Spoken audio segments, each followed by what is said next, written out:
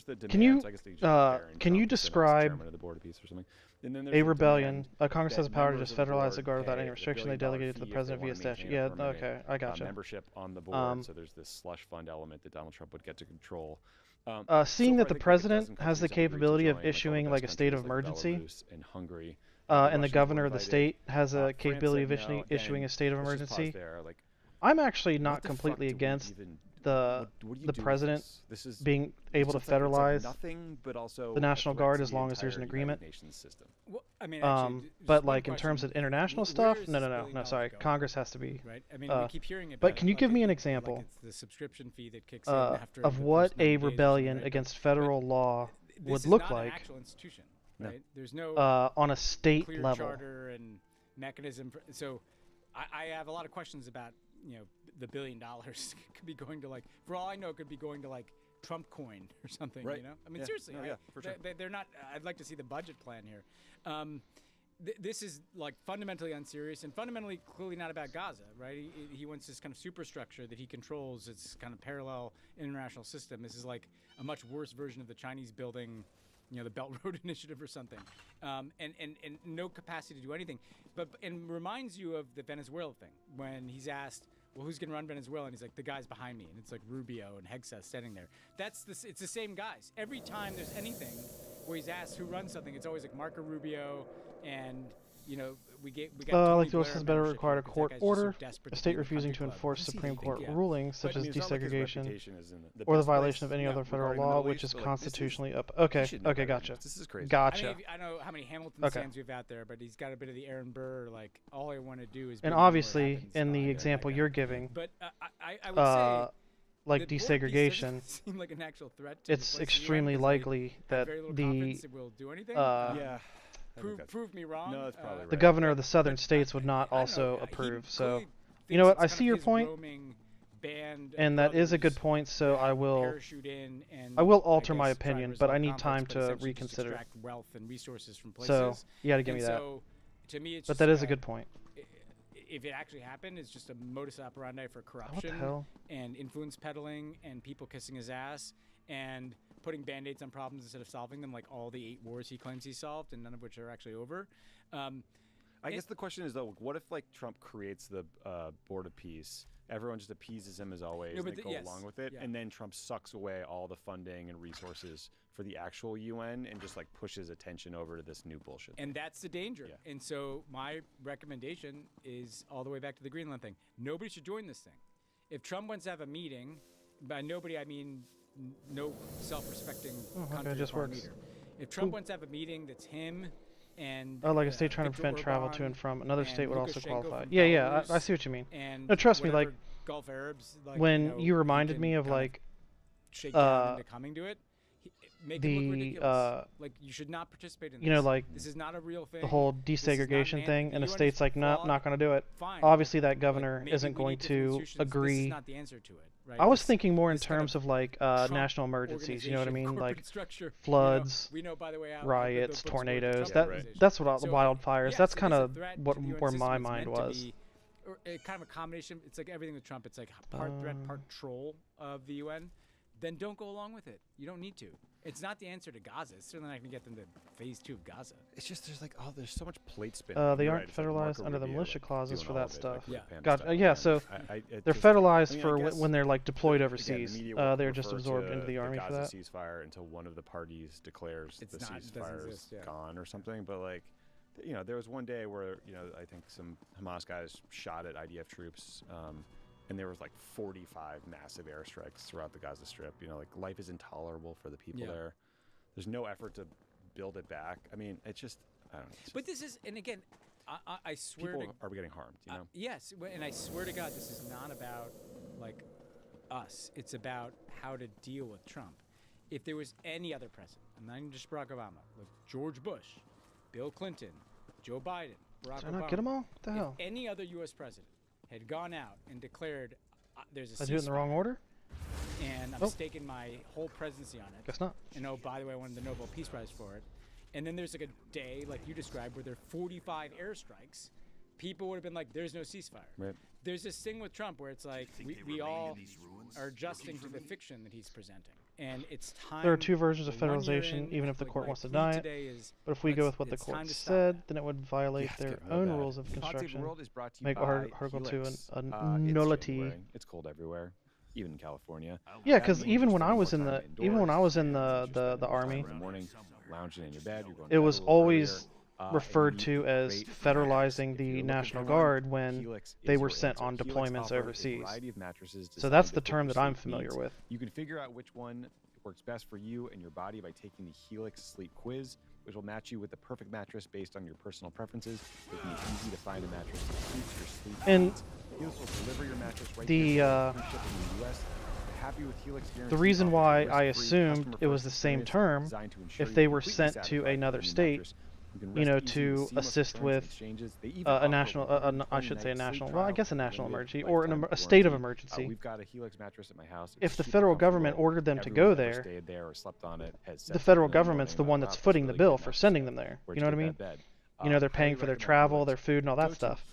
So in the same way that if it was explained that if they were federalized in order to send them overseas on a deployment, or wait, no, I'm thinking, no, there's no,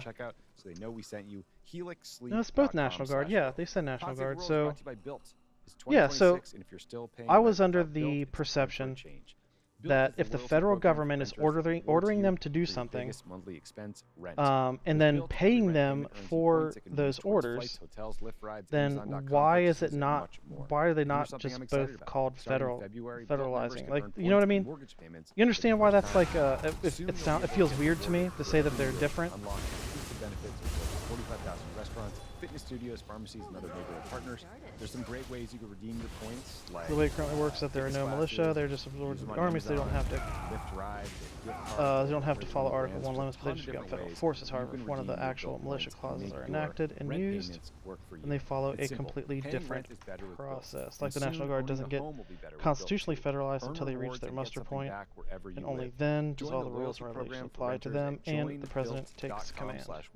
That's JOINBILT. So, how is the process different between, like the two examples I gave? They want to send the Georgia National Guard on a deployment overseas for whatever reason. On Sunday, the Syrian government, the led by President president's al-Bashar, like, announced a quote ceasefire. boom, you guys got to go. Like, keep in mind, in this scenario, we're already in a conflict, so forces or SDF. So best case scenario, Congress has already approved. So the president's like, okay, you got to go. And then the other scenario, where the president's like, we just had a freaking hurricane in Georgia, so we need the, I don't know, the Nebraska National Guard to go assist, you know. It's both, in both of those circumstances, it's the president saying, you guys got to go and help with this, so how is the process different? That I don't know. But if you do, please enlighten me. Very strongly in support of this integration idea and of the Syrian government. So Trump Special Envoy Tom Barrack said, quote, the quote, greatest opportunity for the Kurds in Syria right now lies in the post-Assad transition under the new government. He said the U.S. military presence in Syria was justified by the counter-ISIS mission. But now that Bashar's government is on board with fighting ISIS, it changes the U.S. relationship with the SDF. The SDF should get folded into the national military. The Kurds should seize this opportunity to integrate into the Syrian state. So the Kurds, the SDF, they feel completely hung out to dry here. Until recently, they controlled like a third of Syria. I think they were probably hoping that would be the case in perpetuity. They fought incredibly bravely against ISIS at their request of the United States. I think they were hoping to be rewarded with their own state, but instead they're being asked to join the government led by a guy who was once a member of the extremist group that tried to kill them. So then I'm curious what you make of this, because I can you can see both perspectives. Of course, the new one is automatic, no muster required. They are subject to federal military law out the gate, while the other process allows a militia to refuse the call and not be subject to military law, so you would get a proper trial, if I recall correctly. Okay. Given what they sacrificed. Gotcha. And they understandably, I think, don't trust the new I'm assuming the first government. one is the scenario where they get deployed overseas, and the second one is not. Support of Bashar. So Congress isn't actually allowed to regulate the Guard until they enter the service of the United States, which is when they muster and command and hand it off to the federal officers. One interesting Gotcha. thing is that so when they're sent to another state for, in Iraq, oh crap, right? Same base. Crap, what do I do with that? Kurds in the north of Iraq, who always opposed Saddam Hussein, were always good friends with the United States. Proud Moon. Did everything we asked them, from the Gulf War all the way through the invasion of Iraq, and wanted their own state. And you know, after the fall of Saddam Hussein, they weren't going to get their own state because the Turks Give me a who were gonna second. invade them, and actually did invade northern Iraq a couple of times, and the U.S. didn't want to fracture it and would destabilize the region and all these things, and we need a central government, and actually, like, I wondered a bit though whether there are lessons to take from Iraq of some of the things that worked, because essentially Iraq, which went through hell along the way, kind of did arrive at this weird federal type solution where there is a kind of semi-autonomous Kurdish region. Gotta figure out where to place these. With its own government. Or not. But they we are don't use the part second of one anymore. We only use the Iraq, first one. The second one and there was are, destroyed in Iraqi security forces 1914-ish that are and the solidified in predominant security 1990. force in Iraq. Okay. Again, it's not So like apples they're to not apples, even and it didn't allowed always to go use the smoothly. second method But anymore I when you do say think, to destroyed, take into account or your they excellent just summary, choose not to. The answer, the best answer would be somewhere in between, just swallowing up the Kurds entirely. There's one security force, there's one government, that's it. Versus, I do agree it'd probably be unsustainable to have like a totally, certainly an independent Kurdistan. That would be like a very hard plane to land. I don't think the regional powers would go for it. But you know, totally autonomous security force and government. But if you could negotiate, the trick here is how do you negotiate a degree of autonomy so there's a sense that Kurds are relatively self-governing in the territories they control. They, you know, in Iraq, there's a combination of national security forces, but then kind of like local, almost National Guard-ish type forces. Right. That's what you want. That's hard. The Turks may object to this and that, but the diplomacy should be trying to land the plane there. Because the worst-case scenario is the Kurds give up all their leverage, and then they end up getting essentially massacred. Court doesn't recognize that a militia is still a militia after federalization, which means no Article 1 limits apply, and they just get a sword army. So the Article 2, and the clause can never activate since no federalized militia exists. Okay. Okay, gotcha. Will likely have huge bearing on al-Shara's treatment of other minority groups within Syria. Something important to watch. Okay, a couple more things from us. So. But anyway, listeners, back to the original point. Before we went off this, had a code named Elon Musk. Elon off this weird tree branch, because he thought that was cool. It features a generative AI chatbot named Grok. Last summer, there are lines that I would not be willing to cross in order to achieve an outcome that I would prefer, such as, you know, a healthcare system where at the end of December, they announced people did not have to worry about based on your prompt.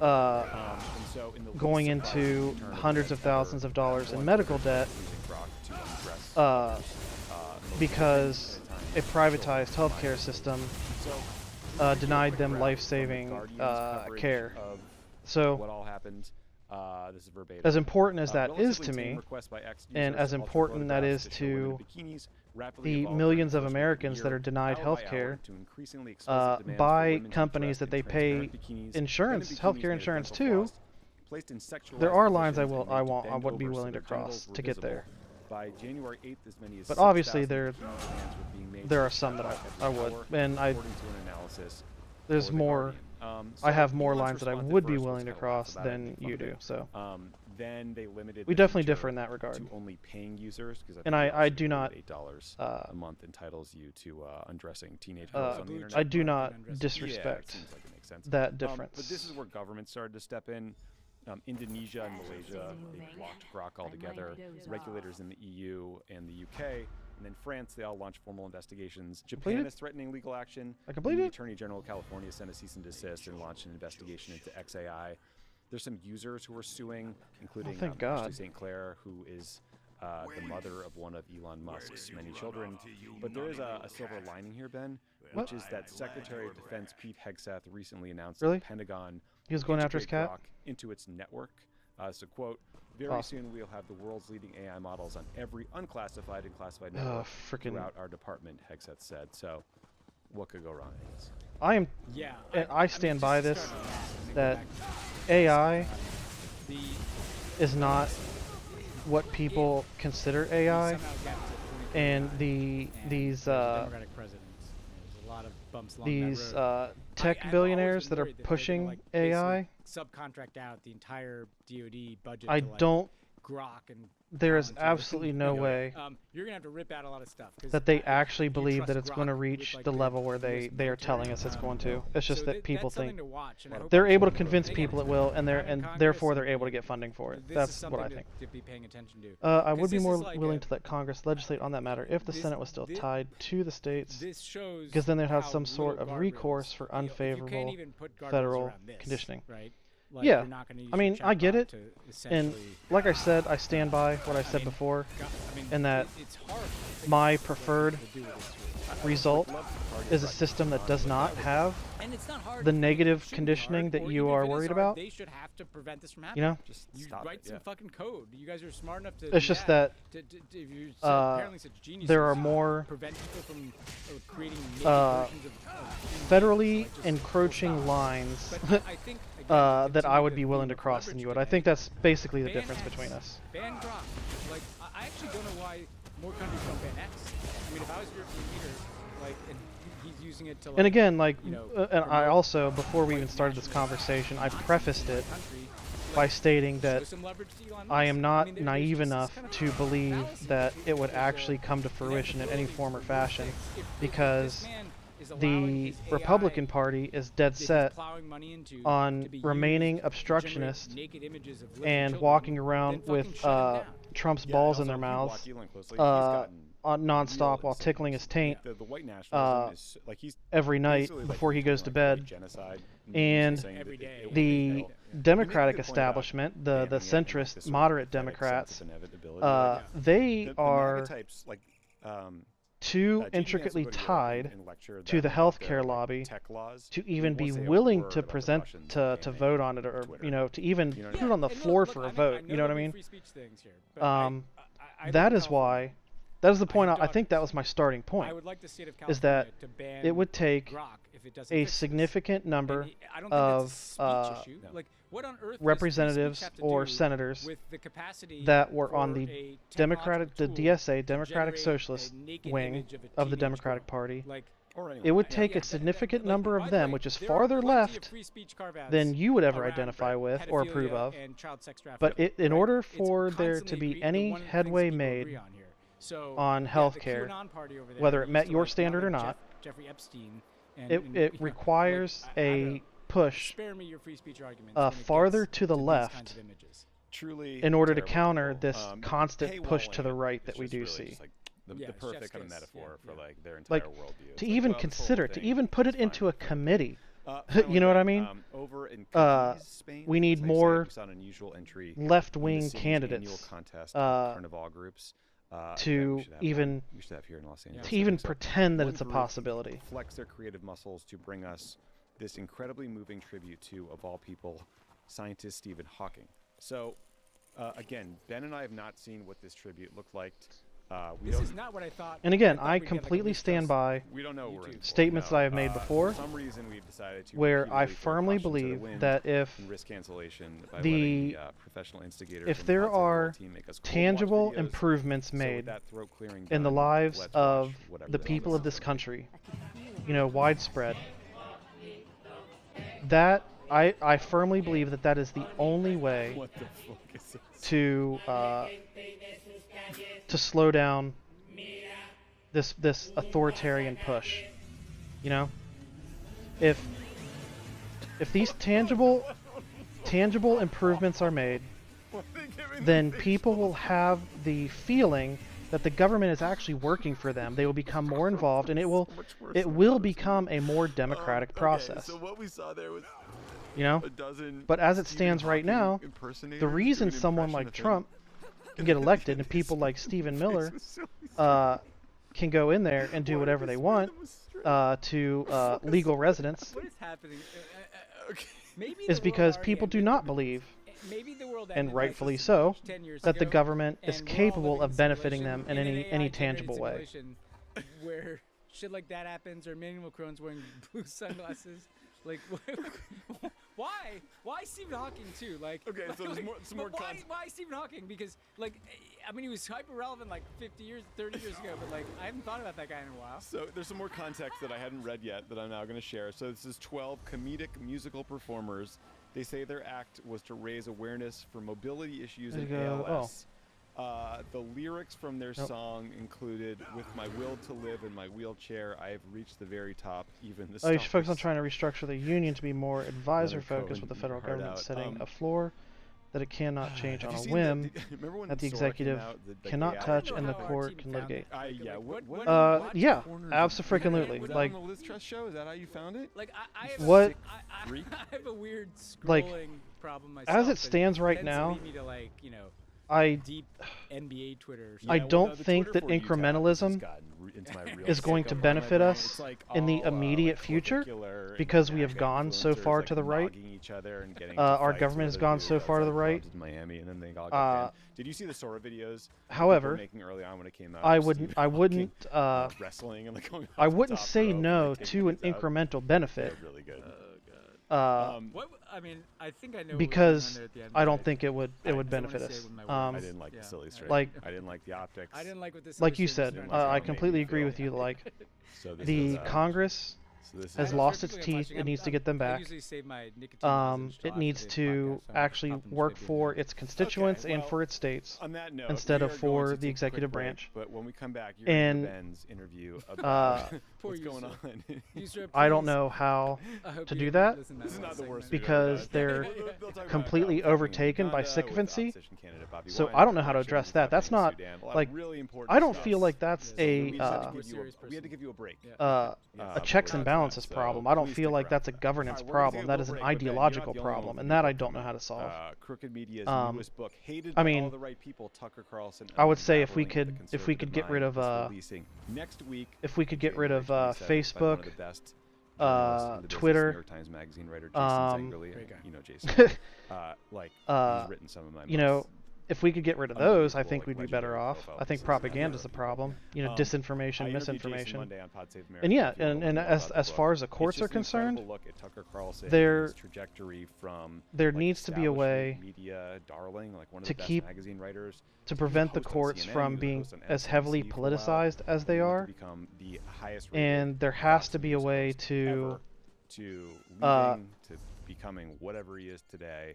There has to be a way to adjust the court appointments, the appointments of the justices, in a way that prevents the politicization reoccurring in the future. Tell you where that I don't know what that would look like, so. We talked about that. But that's what I would want. It's on an island in Maine. Is it? Yeah. I'm with you there. It's kind of weird, rustic background. Dude, he's like isolated. Yeah, it feels like that. In the middle of nowhere now, and like that, I think I would start with gerrymandering. Story answers my question. It's amazing. Also, I really wish like I could just like snap my fingers and just like make partisan gerrymandering unconstitutional. Like that would be freaking amazing. Auckland on February 11th. Then we're going to Australia. The Melbourne show is February 13th. Brisbane on the 14th. Sydney on the 16th. Tickets are on sale right now. Cricket.com. And the next thing I would do is I'd snap my fingers, be like, campaign finance. I would set limits. No more PACs. No more super PACs. Financing has to be completely 100% transparent. She's really good. So I would even go so far as to say as corporate donations wouldn't even be allowed. It all has to be personal. This podcast is have you thought about what is left once all this is over? How much? Dude, you know what? I don't want to think about it. The fact is I have, and it scares me. So once I start going, the ideal solution for businesses of all sizes. Right now we're at the black bagging, innocent people phase, showcase your offerings with a customizable website designed to attract and grow your business. Seeing parallels, cutting-edge design tools, seeing similarities in the past. Perfectly fits their brand or business. I don't want to think about it. Blueprint AI, Squarespace AI-enhanced website builder to get fully custom website in just a few steps. If you can justify violating one clause, you can justify any. Personality to generate premium quality look at how the court does it all the time. Even if you fix everything, it's just a parchment barrier meant to be overridden the moment it gets over. Yeah. One fair, all-inclusive price. Yeah, I agree. Like I don't know what a fix would look like. See, it's like we have several problems at once. Don't wait for your name, invest in your dream. We have today.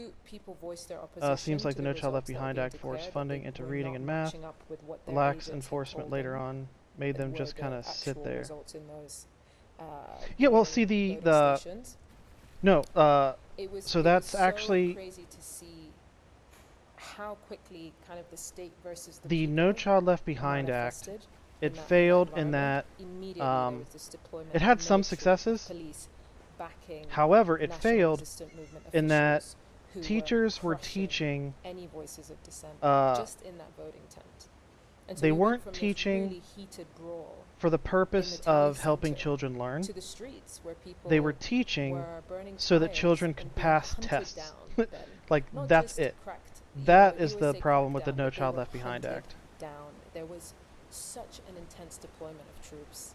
Huge Tied funding to student APBs, performance and reading trucks, math. Yeah. Just police, And that military, just and that descending that on performance the was centre based of on Kampala, test this huge taking. roundabout, You know. Where And again, you know, like, you yeah. have the kind of roundabout that everyone Yeah. has to So pass so through so to we get agree. anywhere in Kampala. The fact that the funding was tied There was to such the an results of intensity testing. to that day That's what that I it- would consider the It failure. felt like a war zone. I saw soldiers act in ways that wouldn't even be allowed in the bush, wouldn't even be allowed on the front line. And this Yeah, zero so it killed tolerance all other approach fields. is what people have been dealing with in Uganda for months. Yeah, and it Every like time they it go out and ultimately protest, hurt even students just yelling because it slogans of basically support for Bobi Wine, saying it "People basically power, funneled Bobby," like all immediately these got back with students this. into It's just like it kept them from punch like in the gut. Like don't even. I can't even try imagine to how read many a students it word kept from against your allowing them adversary. to expand into Well, other you know, the tally that you mentioned. you know, other Museveni, academic won, claiming what do you call 72% it? of the vote. Academic Obviously, studies that's disputed by Bobi Wine and the that they opposition. might have actually enjoyed, that they might have Museveni, actually whose benefited victory speech society in called some the way, opposition terrorists, who were working with because foreigners they and were funneled homosexuals. into, you know, I guess one place having need a good to test start, score. that 72% figure, I mean, is there any sense of legitimacy? So yeah, around trust it? me, I am. I know we can't. I am no get any kind of fan independent, of tally the here, but what is your No sense Child of Left the Behind Act. likelihood that that number matches any reality? Well, the number is over 20% more than what Museveni managed to get in the last election. So don't get just that under twisted. 20% more. So he got 58% last time, and now he's got this 72%. The likelihood of that is very slim. I think realistically there's such voter apathy that I would be very surprised if people were rallying in that way to vote for Again, I President think Museveni. this. But I then will there stand is by also my the early fact that opinion, a lot of people in are that seeing the wars happening on the continent. I think They're the seeing funding war in should the have been DRC, given they're seeing the war regardless. in You know what I Sudan. mean? And some people do feel like they need a strong Like, man like it's so Museveni to like it's so hold it together, ridiculous. someone It's with like decades of experience who has a hand you would think in all of these wars, that if a in school way is that doing is poorly, materially beneficial for Uganda, that So they there would are want to people who give are that voting school for President district Museveni for those more reasons, funding for the in kind order of to help, security and stability that you know, get with a pull it despot, out. you know, with someone who's just held the country together. It feels like monopolized power in a way that it just feels you'd like think would another fall apart form without him, very similar to Omar of al-Bashir in the runaway capitalism that we have. the reason You know, that that's what the it feels rigging like to me. allegations feel like they have some credence is because It's like the people that we need the help witnessed the most aren't firsthand getting it because they're not, the fury of the people because they didn't monitoring do good on a every test. Like, single it's so stupid. declaration Why does and Florida have one of the telling us highest this does civics not educational add up to what frameworks? our agents Was are not telling us expecting on the that. ground. Speaking to a 23-year-old member of the National I Unity was not Party, expecting Bobby that at Wine's all, party, actually. who was Where are so you getting that information? full I of am angst that her intrigued. voice was breaking. Like, what are we meant to do?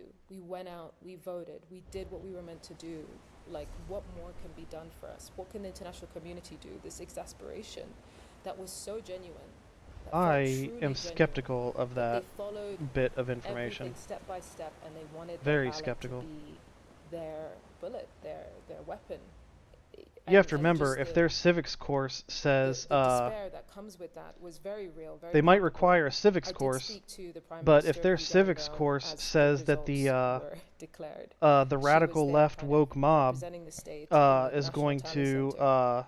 And I is asked going her, to "Is this a force free everyone to have proliferation?" transgender surgery It was, with it their was. legislation, Very then quickly, before I that doesn't finished. seem like So I asked, you know, then why are the military that police doesn't deployed seem in the like streets? And she said, well, no, that's a the very good military and indicator. the You know what I police mean? are deployed because there are agents of chaos, and there are people who are rejecting and creating anarchy, and that's always the response. So there's this intense militarization around a process that's meant to be democratic. Send it to you on Discord. All right, give me a second. Are hurt. I gotta go through my stuff. Force, they're called criminals. But we were there when opposition party officials were calling the government criminals. So this was not a free and fair election, just by the sheer intensity of the militarization. If we get down to the votes and vote rigging, I think that's going to be quite a process to prove. But the climate was not a climate of democratic. It was not a democratic exercise by any means. It was definitely an authoritarian process of fake legitimacy. So I want to ask about both the government and the opposition. Starting with the government, you actually sat down with President Museveni a few days ago. I should add, he's been backed over the years by the United States, I think much to our discredit in a lot of ways.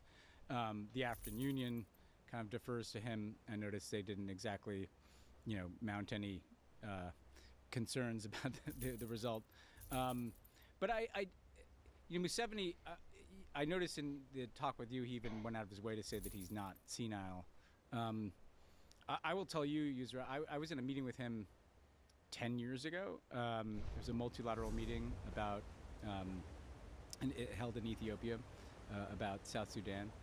And in that meeting, he wasn't, I don't want to, I will resist being, a doctor, but let's just say he wasn't the sharpest guy at the round table that I was at. He had to kind of be reminded of some of the agenda and stuff. Looking sweet. What is your sense of his, his faculties? Okay, let's see what you sent me here. What he's trying to do. He has a son, who's kind of the Don Jr. of Uganda, who's constantly making threats online. He's threatened to kill opposition figures. He's threatened to invade Kenya.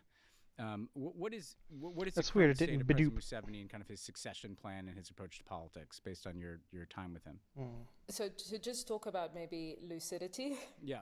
I found him to be quite lucid. I mean, there were the ramblings of someone who is of a certain age, but also has so much they want to say. Here's what I want to do. Tangents.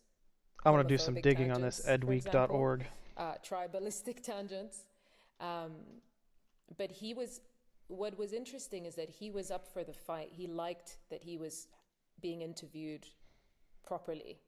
I actually found that I felt like at some point he enjoyed that it was a bit of a fight, that we were, I wasn't agreeing with him, that I was challenging him. So I found that interesting, that there was still that kind of spirit in him where he wanted to be challenged and not just pander to like everyone around him. In terms of his health, walked very quickly, seemed very fit. I was actually quite surprised because, he's my father's age on paper, and, he seemed very fighting fit, for his age in terms of his movement and how quickly he moved around the gardens. We were in the garden of the state lodge where he lives in the State House compound in the center of Kampala. What succession plan for me was a no, almost like a dead end, because as soon as you ask him about succession, he says whoever my party wants. As soon as I asked him about how long he wants to rule, he said whatever my party wants, whatever the people want. So he kind of sticks to that line that he had as a rebel leader, which is it's about the people. Because I did challenge him on that, because I met him 40 years on from the Bush War victory that brought him into power. And what people kind of forget is that he had 2 unelected terms before the 1996 election. So he's actually he's now going into his 9th term after 7 election wins. And so interesting. I was really curious to see what changed for him in CEO. terms of his mentality, because there's so many quotes on record of him saying that the problem with Africa is not the people, it's the leaders who want to hold on to power. He has all these kind of, I would say, like he just has these gems about democracy and people power, and you think it's real. So I wanted to find out what the contradiction was. And his constant rebuttal was, the people have elected me. They want me. And so it did kind of bring some insight, or it kind of helped me understand that this whole process is about that for him, potentially, that he sees this process as a legitimization I really gotta stop. Of this continued reign, so that he can somehow feel like the things that he believed in when he was younger and the things that he espoused when he was younger still hold true.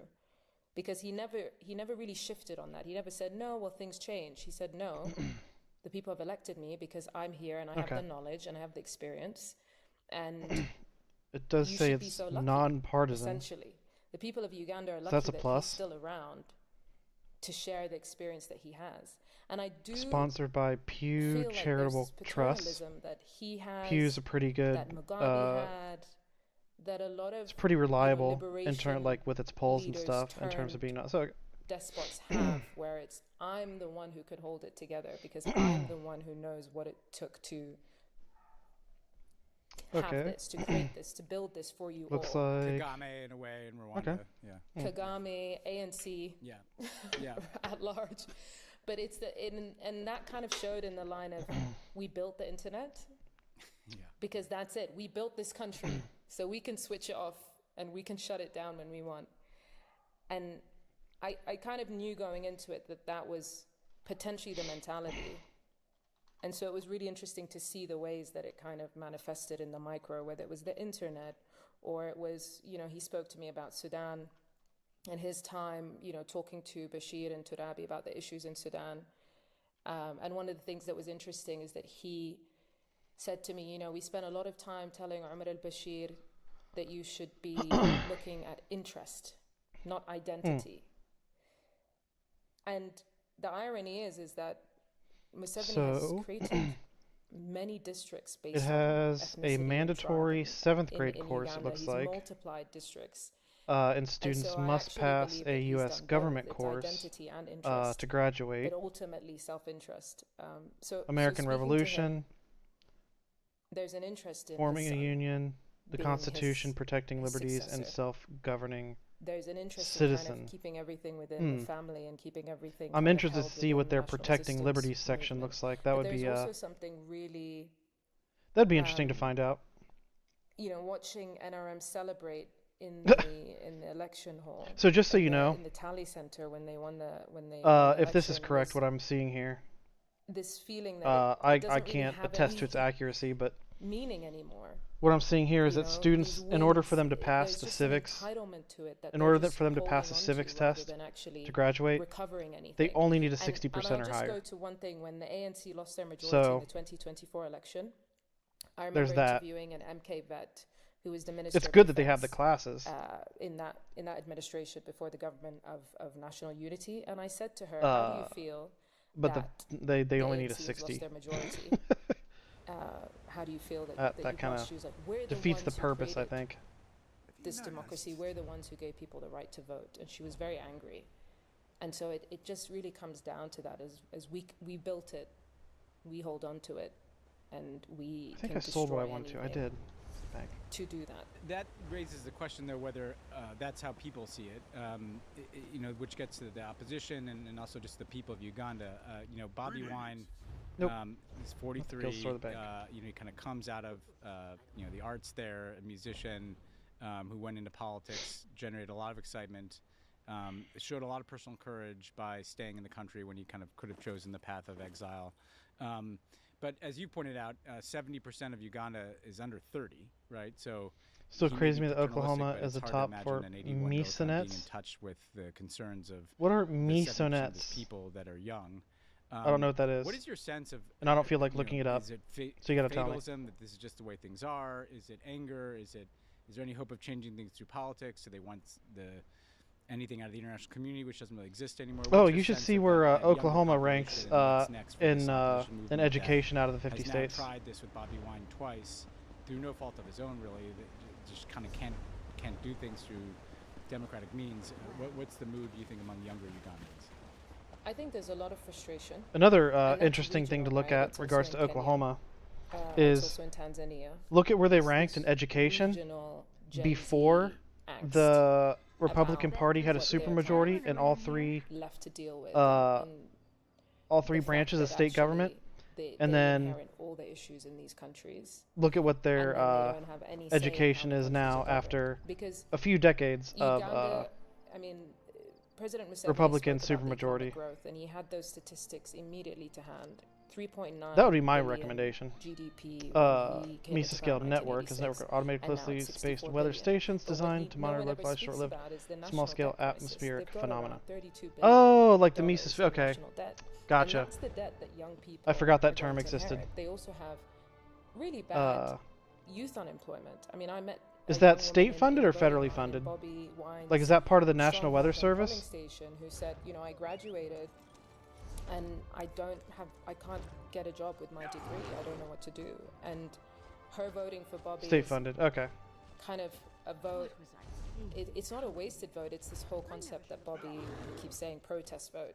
You vote out of protest. She said, you know, we know he's going to win, but will he actually be announced the winner? I'm voting to ensure that he has won, even if that's not the result that's shared. So it feels like this was an exercise. National Weather Service in asked to use it for agency, data. Okay. Even if that doesn't lead to results, tangible results.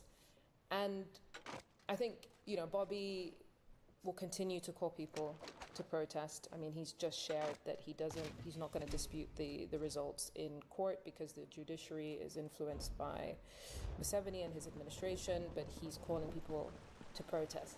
The concern with that is that young people know they're going to get killed. And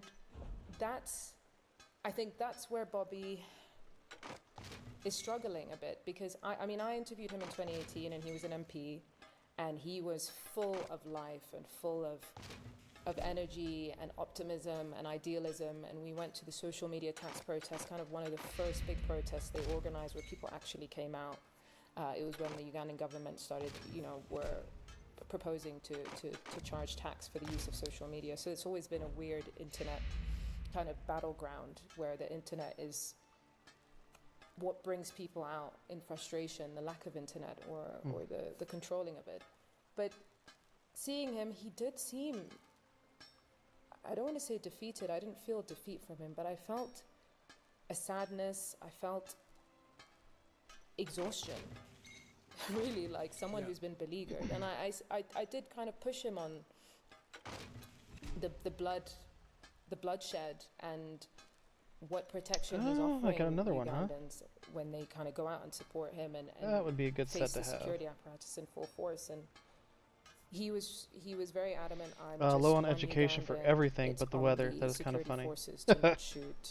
I'm a leader. I show the way. I lead the way. I'm doing that. But there was a hollowness. Yeah, did to you his responses, did you because I see think where they were ultimately ranked he before has to go and they speak to had the families consistent of these Republican kids. supermajorities? And he had spoken to a family just the day before I spoke to him. A man who was 33 killed in the polling station area.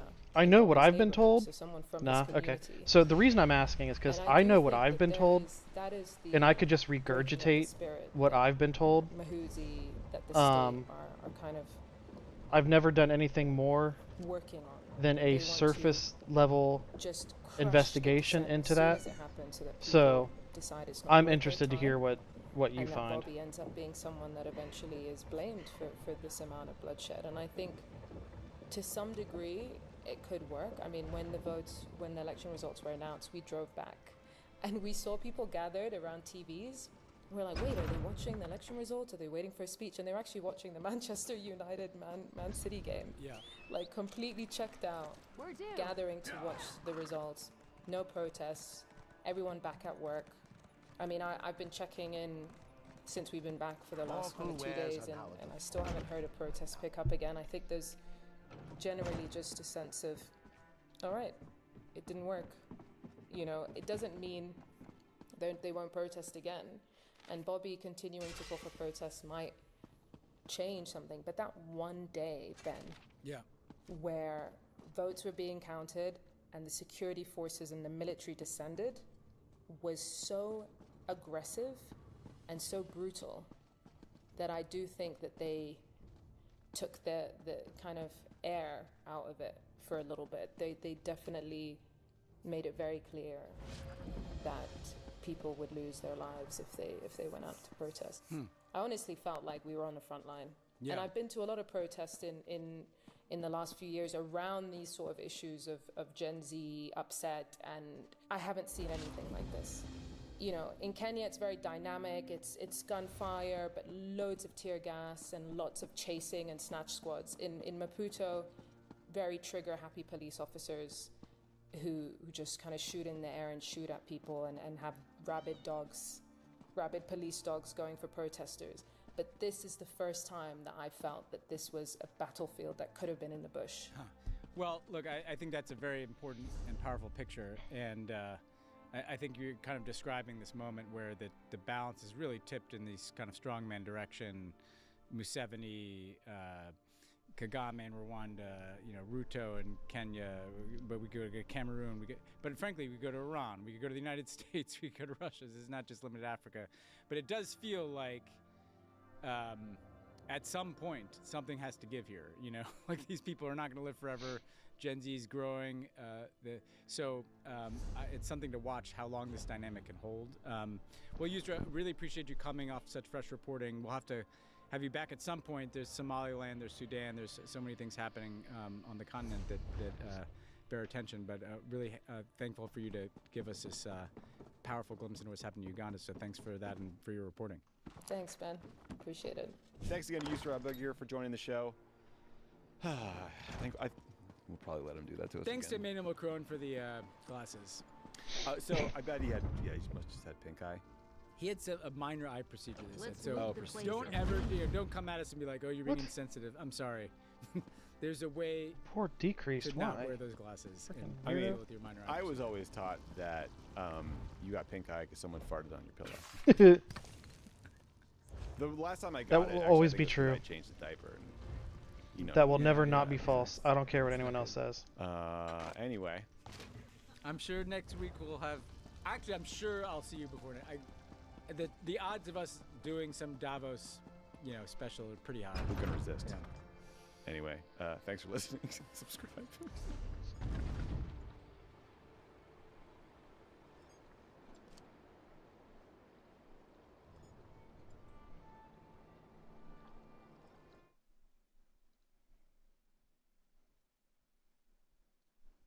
All right, guys, let's have some fun here. So Jennifer Welch of the I've Had It podcast noticed that Elon Musk had come after her a number of times within the past 24 hours or 48 hours or so.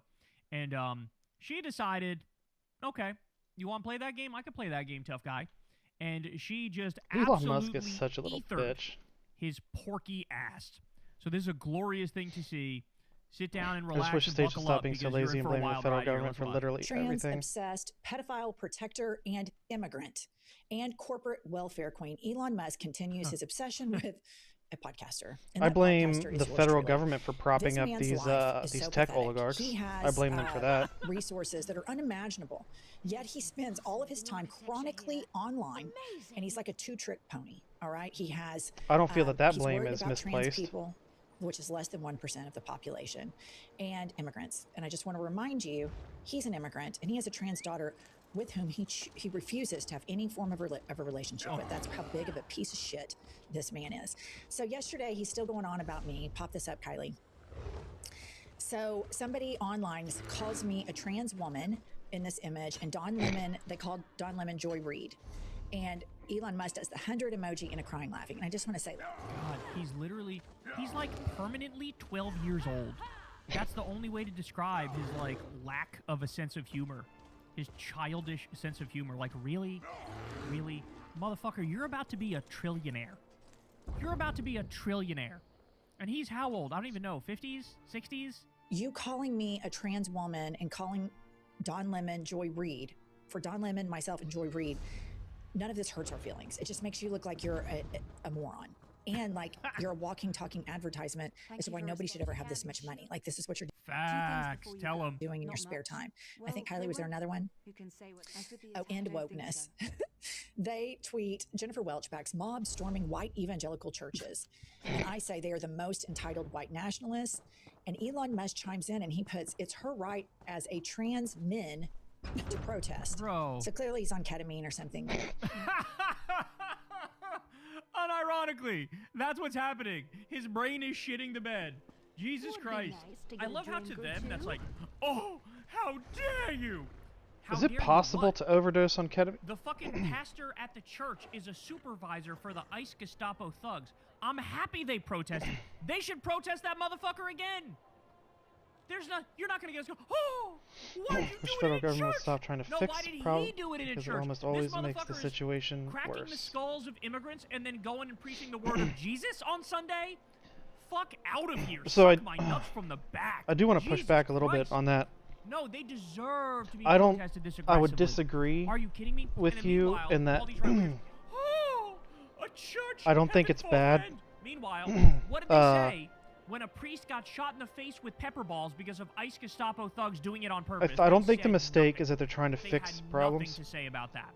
The What did they problem that say I see, when the issue schools that get I see, raided? the disagreement, When they tear gassed is a that baby, a they 6-month-old never baby, ICE did that attempt the other day. What did the to right say? address the underlying Nothing. disease, So the I'm underlying sorry, issue, the we underlying no longer problem. give a fuck. All they try to We no do longer care is about put a your cheap Band-Aid tricks of like, this on crossed the line. No, whatever you crossed the problem line is about appearing on the surface 748 of the times just in situation. this past week, and you That didn't would fucking be my acknowledge opinion. Any of those. So how about you fuck off?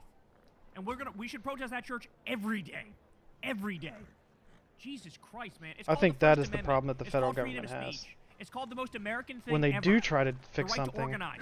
Okay? they put a Spare me Band-Aid on with the your fake surface outrage. and completely ignore the underlying disease. Somebody tweets, I'm making a film about a trans woman. Obviously, I'm only willing to cast a genuine trans woman in the role, but I'm worried about some bigoted man who will pretend to be a trans woman to steal the part. How can I verify their authenticity? And Elon Musk says Jennifer Welch would be perfect. You know what's hilarious? Is that Elon Musk actually looks more trans than Jennifer Welch. Because it's No ill-suited for disrespect such to trans fixes people due to it being whatsoever. deeper. I Yeah, that specifically that only makes mean sense. Disrespect to Elon Musk. No As men no age, argument from me there. Especially if as they age they stay clean shaven. Every man gradually turns into Mrs. Doubtfire, right? By the time you hit So I mean, it's reasonable. Like, 60 and if up you're or, like, trying to 65 address and up, homelessness, every man, if you get rid of your beard, you gradually turn into Mrs. Doubtfire. it really That's just should a be warning. The warning also applies under to the myself. purview of the city I know that's that there's a having to certain deal with age that where I issue. definitely can't get But rid of the facial hair because it immediately I will would go not be against the federal government providing funding So, to the city meanwhile, to help this solve man, homelessness. Like, you, guys, you know what I he's mean? chronically But online. Like, if you go to his I Twitter think feed, it's unbelievable. He my doesn't guess sleep, is he what just you smokes ketamine mean all the time. He's a is drug that addict, untreated the drug federal addict government who desperately needs to shouldn't go to rehab. be And I don't saying, know if he thinks that hurts my feelings or here's even money wokeness. to Like, fix none of that homelessness, hurts but my you feelings. have to do it Call this me way. Whatever. That'd be my guess, I is think what you you're guys saying. are freaks. And I think your trans obsession is so weird and also backed by the data that all of the people that consume trans porn are in like these uber red counties. But that's neither here nor there. So Musk is really wound up about pedophile protectors. Put up this tweet, Kylie. So he tweets, anti-ICE protesters protecting convicted child molesters. Oh, is that's pure rich from evil. Elon. And then there's another tweet here. That's rich. Somebody tweets, they are protecting violent pedophiles. Little projection there, Musk says, Elon. accurate assessment. And then Little projection. You have to think, like, okay, all he talks about is trans people, immigrants, pedophiles. Trans people, immigrants, pedophiles. He's a three-trick pony, right? And so it's important to understand what is going on psychologically with this man. And so put this up, Kylie. The Homeland Security talks about pedophiles. He says it's pure evil for people to stop the arrest of child predators. Keep that there. Pure evil for people to stop the arrest of child predators. Elon Musk says this. I want to remind everybody of what he said in June of 2025. Time to drop the really big bomb. At real Donald Trump is in the Epstein files. That is the real reason they have not been made public. Have a nice day, DJT, June 5th, 2025. Yeah, and now he's back to riding Trump's nuts. The left is crazy for protecting pedophile. Your president, who you love, is literally Epstein's best friend. He was Epstein's best friend. He's all over the file. For the federal government to be a referee, We know having he's used a the courts pedophile. aggressively to keep the states You from doing things said they he aren't was in the supposed to. Epstein Gotcha. files. He's protecting a cabal of billionaire elite pedophiles. The left, why would the left do this? What is wrong? You can never take anything these people say seriously, ever. Ever, on any issue. So clearly, like, the people that we know are confirmed pedophiles are all in the Epstein files. Elon Musk got the keys to the federal government. Oh, by the way, I forgot to mention, Elon Musk is also in the Epstein files. He was at the billionaire dinner that Jeffrey Epstein put together in, I think it was 2011. Knows Trump is at the epicenter of them. And meanwhile, he acts like he's a champion for this, and end wokeness is, oh my God, Jennifer Welch was critical of white racist Christians. I mean, these people are so unserious. These people are such breathtaking hypocrites. So I'm wondering, like, why is Elon so worked up about pedophiles? And I remembered this story, put this story up from The Guardian. Elon Musk's father, accused of sexually abusing his children and stepchildren.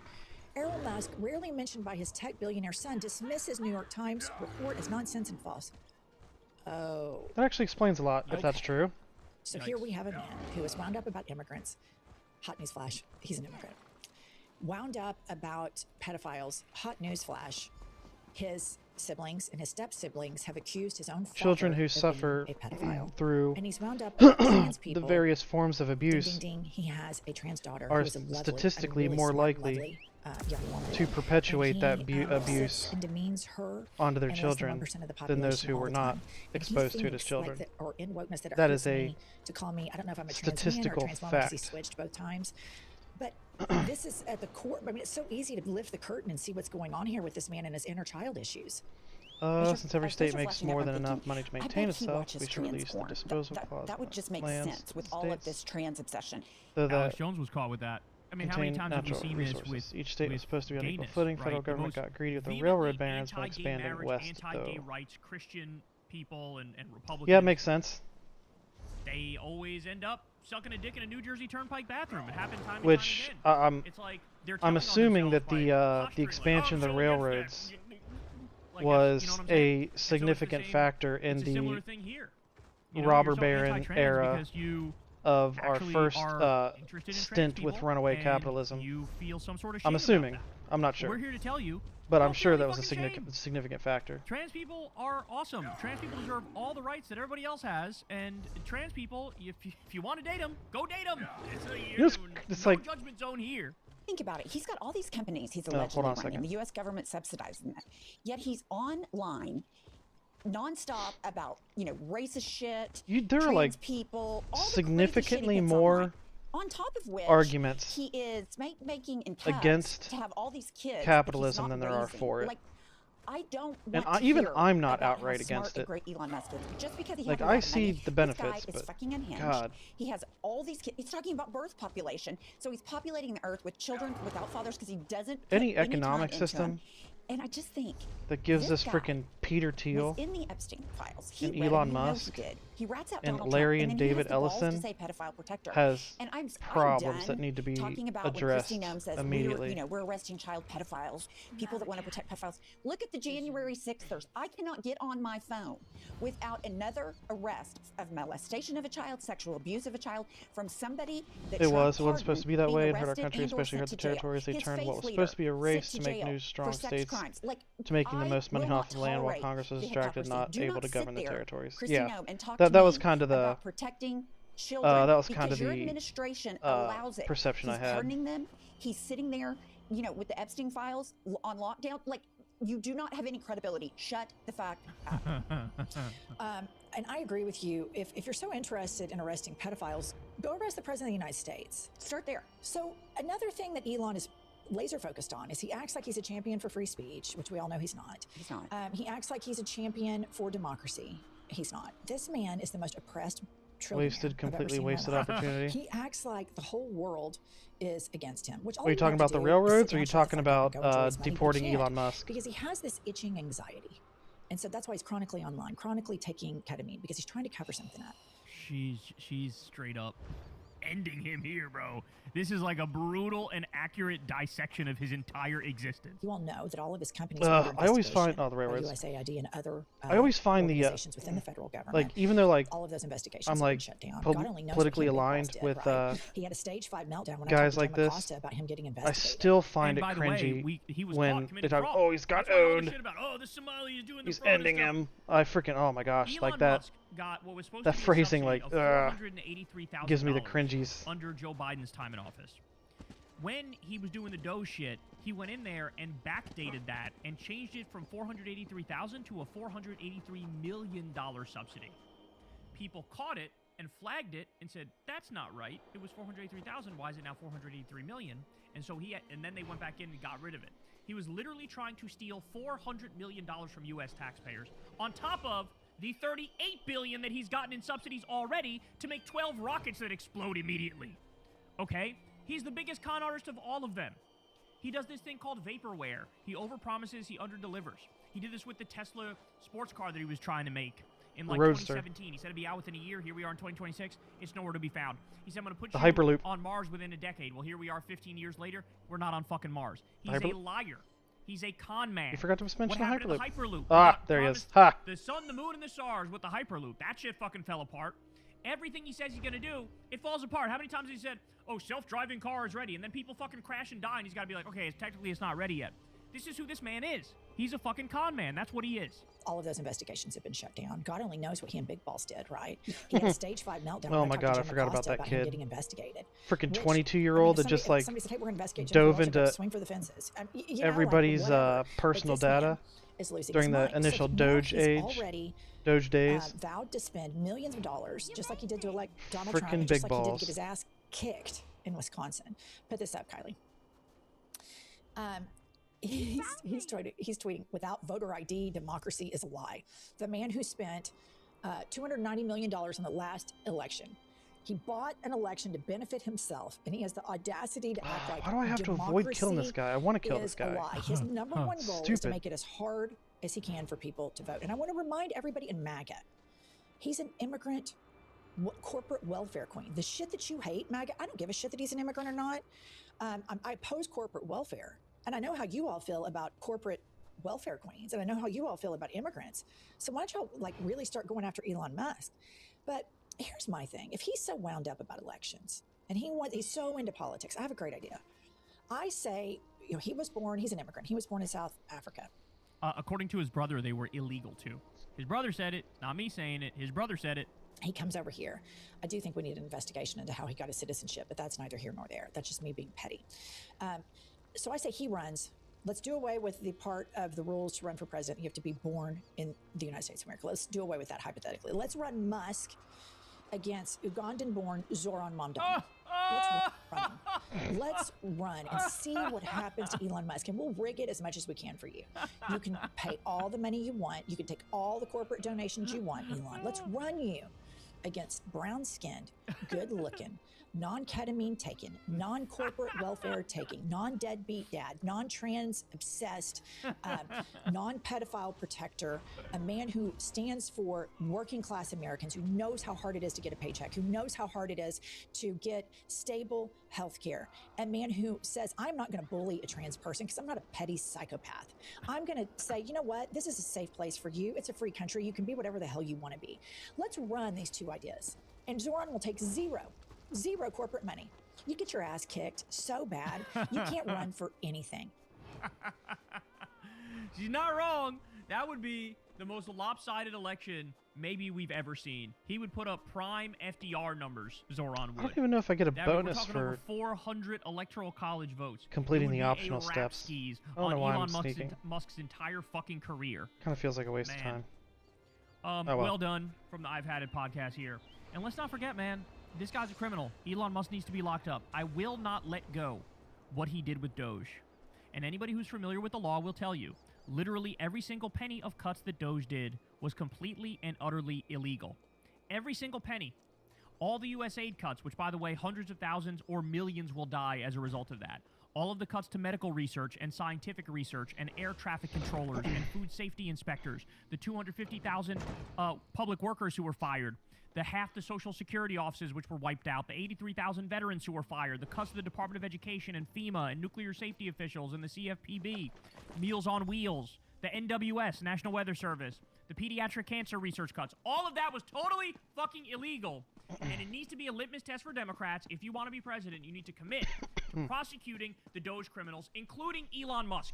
The only issue with Elon is he's committed so many crimes, it's going to be hard to narrow it down to specific ones to focus on, because there's just so much there. But that motherfucker belongs in fucking prison. And go ahead, keep trying to go after Jennifer Welch, but Jennifer Welch will continue to fucking smack your bitch ass back down where you belong. Because, I'm sorry, he has no wits compared to her. The guy's a fucking dipshit. He single-handedly, you know, disproves this notion of like, oh, billionaires are smart and they're brilliant and they just work harder than us and they're just more intelligent than us and they're just more strategic. No. The motherfucker was born. His dad had like a diamond or an emerald mine in a part. I thought you guys were watching a movie. Just like Trump, he was born with a fucking silver spoon in his mouth. So the movie's over. And thought he hit a triple. You listen to the guy talk, and you go, "This is the dumbest motherfucker I've ever seen." He's probably the dumbest billionaire that there is, and he happens to be nearly a trillionaire, one of the richest ones in the world. They're trying to what? Top 5 or 3 on any given day. So that alone should bust up this idea that like, oh, billionaires are just better than you and me. No, they're not. This guy's worse than all of us. You can't pay your fucking bills, and you bust your ass, and you actually give a shit. Pretty sure you're a decent person. AID stuff. This motherfucker commits multiple crimes on a daily basis. At least in a current precedent, I could give the constitutional version, but nobody cares about that side. We gotta fucking destroy this so system and create a new system, which you're is saying fair, that which is reasonable. We shouldn't even have billionaires. The appointment of Elon Musk as the head of an agency that doesn't technically exist, ordering the defunding of a federal agency was legal.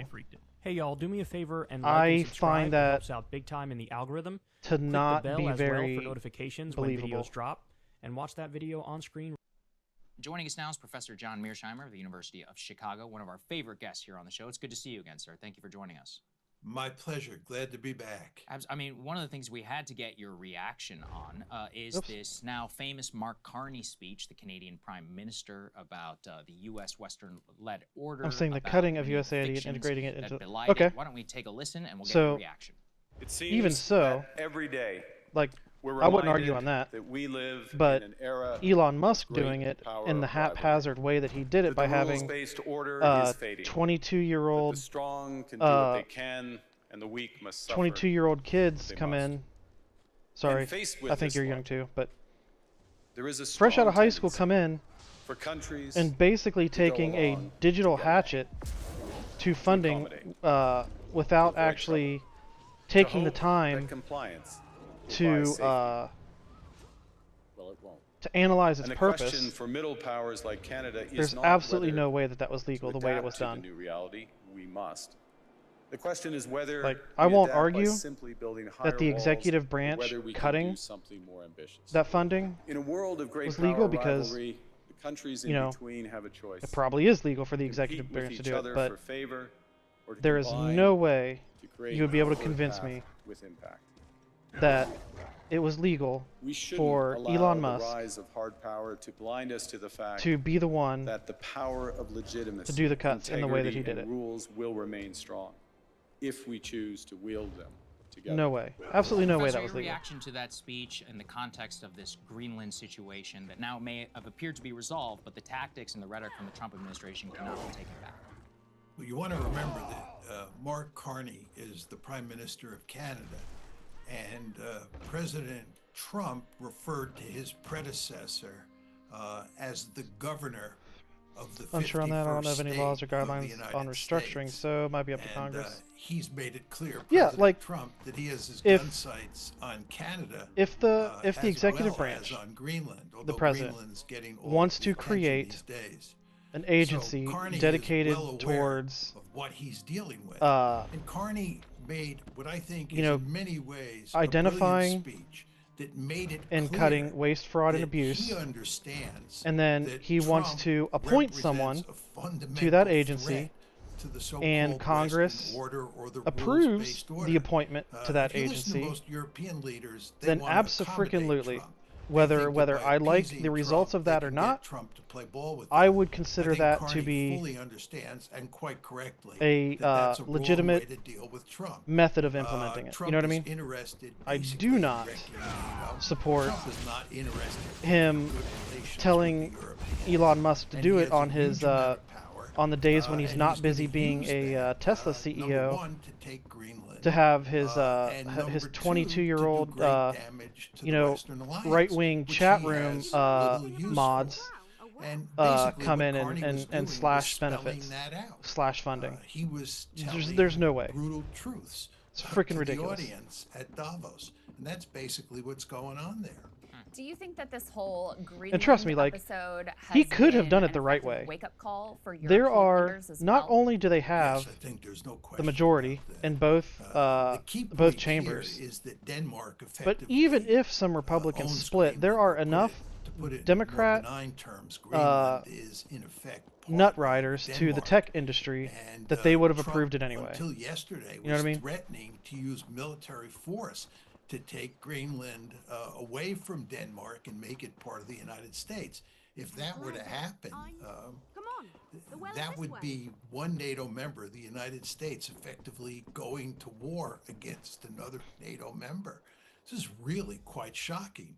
Of course, you want to understand that before all of this hullabaloo See, like, you about notice- Greenland, all sorts of You notice, like, I've never had arisen within the I've never alliance. bitched about Ukraine is a really good or example. contended The Europeans with and the Trump the administration method have that long was been doing used, battle the procedure over that was how to deal used to with appoint Ukraine.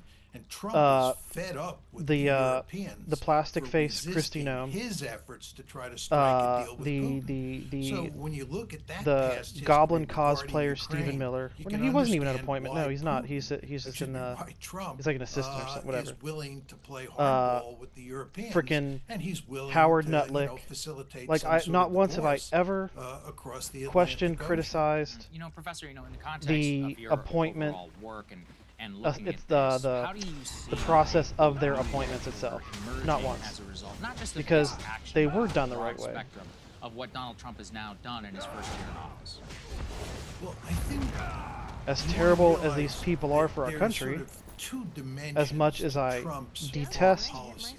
One is their the their great appointments power in general, politics dimension, I don't feel like and there that's was how he deals any with Russia illegality and how he deals with China. in their appointments, if And that makes sense. In terms of U.S.-China relations, things are actually Did it just quite come from there? What the hell? calm these days. There's not a lot of Oh, trouble there it is. in East Asia. And with regard to the Russians, Trump is doing everything he can to foster good relations with the Russians. So in terms of great power politics, where we have this multipolar world, where we've moved from unipolarity to multipolarity, you don't see a lot of trouble between the United States under President Trump and the Russians and the Chinese on the other side. It's with middle-sized and smaller countries where Trump is really ruffling feathers and where you see Trump behaving in quite radical ways. So that, you know, he's picking on countries like Canada, he's picking on countries like Venezuela, Iran, he's threatening to take Greenland, he's playing hardball with the Europeans. And this is not great power politics. Trump is a very smart man in the sense that he understands that he cannot beat up on the Chinese or on the Russians. He has to work out some sort of modus vivendi with them, at least for the time being. But for weaker countries, middle-sized countries, including allies, and smaller countries, including allies, One thing that I would he's do, willing to play hardball. you know, in a he's willing to whipsaw. hypothetical scenario of This is what you see me being the president, taking place today. So if you have Prime Minister Mark Carney I would sort of appoint ripping the mask someone off to the DOJ Western-led on the order basis and acknowledging, I think, what that is they now would the go present after. reality that that is dead or Yes, dying, I that we're would. moving into I would something politicize different. it in this What are the instance only. In this possibilities instance for only. what that something different Uh, looks like, and what are the implications? Every specifically for single America? ICE agent, Well, if you listen to Mark every Carney single speak, he January believes 6er that was these middle pardoned, I would have them powers can pursue a third way, look for stuff and that they they can form was not covered by the pardon. non-aligned movement. He believes, and he says this very I would have them go clearly, after that these Elon middle-range Musk. I would powers seize can his create funds their own pending institutions. And in that regard, I think he's wrong. pending It's great powers the that results of create a institutions. court It's hearing great powers that create regarding his international orders. activities. And countries like Canada have remarkably Oh yeah, little I would not maneuver. show them any mercy whatsoever. So I think he's wrong in thinking that he can do that. Now, with regard to what the What's really international infuriating is the order fact that, looks like, moving deep down, I forward, don't even like it is that. important to understand that President Trump is taking Like, a they're like a sledgehammer freaking tumor, to the man. international order. They're like a tumor in this If you country. think about NATO, he is And you I can't think, trying to wreck you can't NATO. He always has no interest in ask NATO. a tumor to He go has no away. interest in the alliance. But also, he's now You can't putting always forward like this board of peace. chemo doesn't always And work. as Sometimes many you got to people cut the have argued, motherfucker out. The board of peace is basically now become a substitute for the United Nations. He has no use for the United Nations either. And of course, he recently withdrew from 66. Like I wish we had a system where it didn't allow for such Quite amazing. So you see that President Trump, as Mark Carney makes such clear, rampant is freaking a wrecking ball when it corruption comes to the and international order. And then when you start thinking about what's going to replace these institutions that he's wrecking, what is the new international I shouldn't order even going to look I shouldn't like? even think about It's that. quite clear that Honestly, to the it's extent not good for my President health. Trump is interested in international institutions. He wants international institutions. I just gotta focus that on he runs. whatever I The can do to subject try of to the make Board things of better. Peace is really quite remarkable.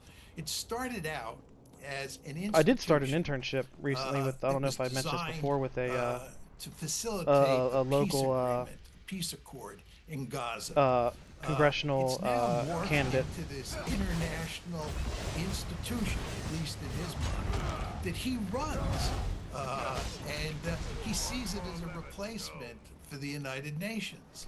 This is not going to work. This is not going to be a meaningful international institution.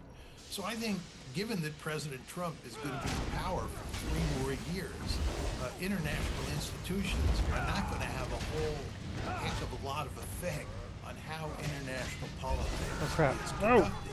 That's not to say they're going to be irrelevant. Freaking die, dude. But as long as he's in power, and as long as the United States remains so powerful relative to all the other countries in the world, international law and international institutions are probably going to matter less than they have, at least since 1945.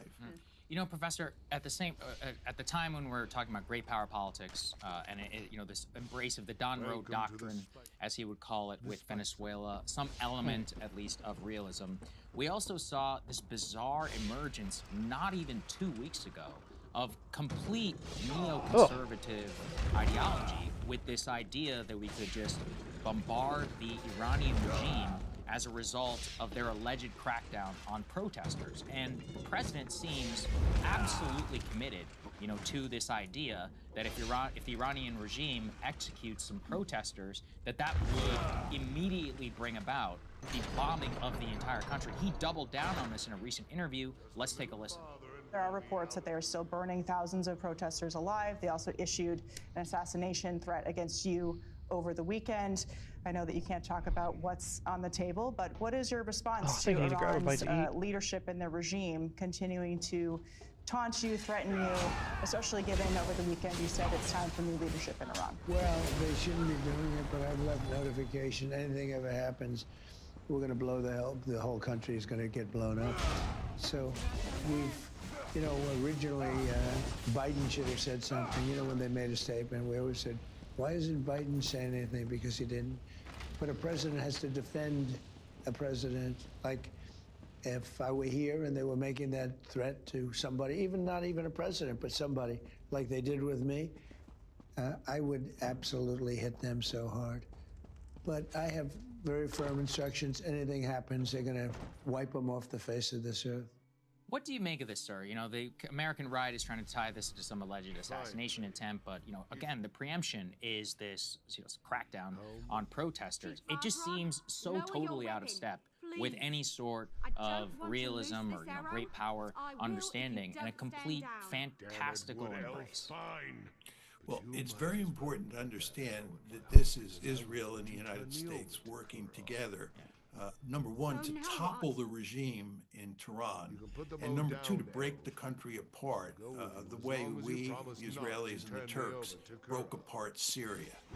And the real trouble started in late December of last year, that's December 2025, when protests started in Iran.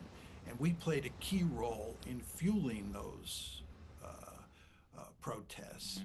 And the idea was that the protests would turn violent, and we had agents and the Israelis had agents inside of Iran who were helping to turn the protests violent.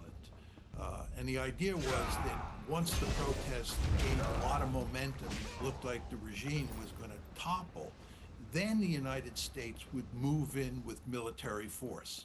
So we were planning to move in with military force. The Iranian government cracks down on January 8th.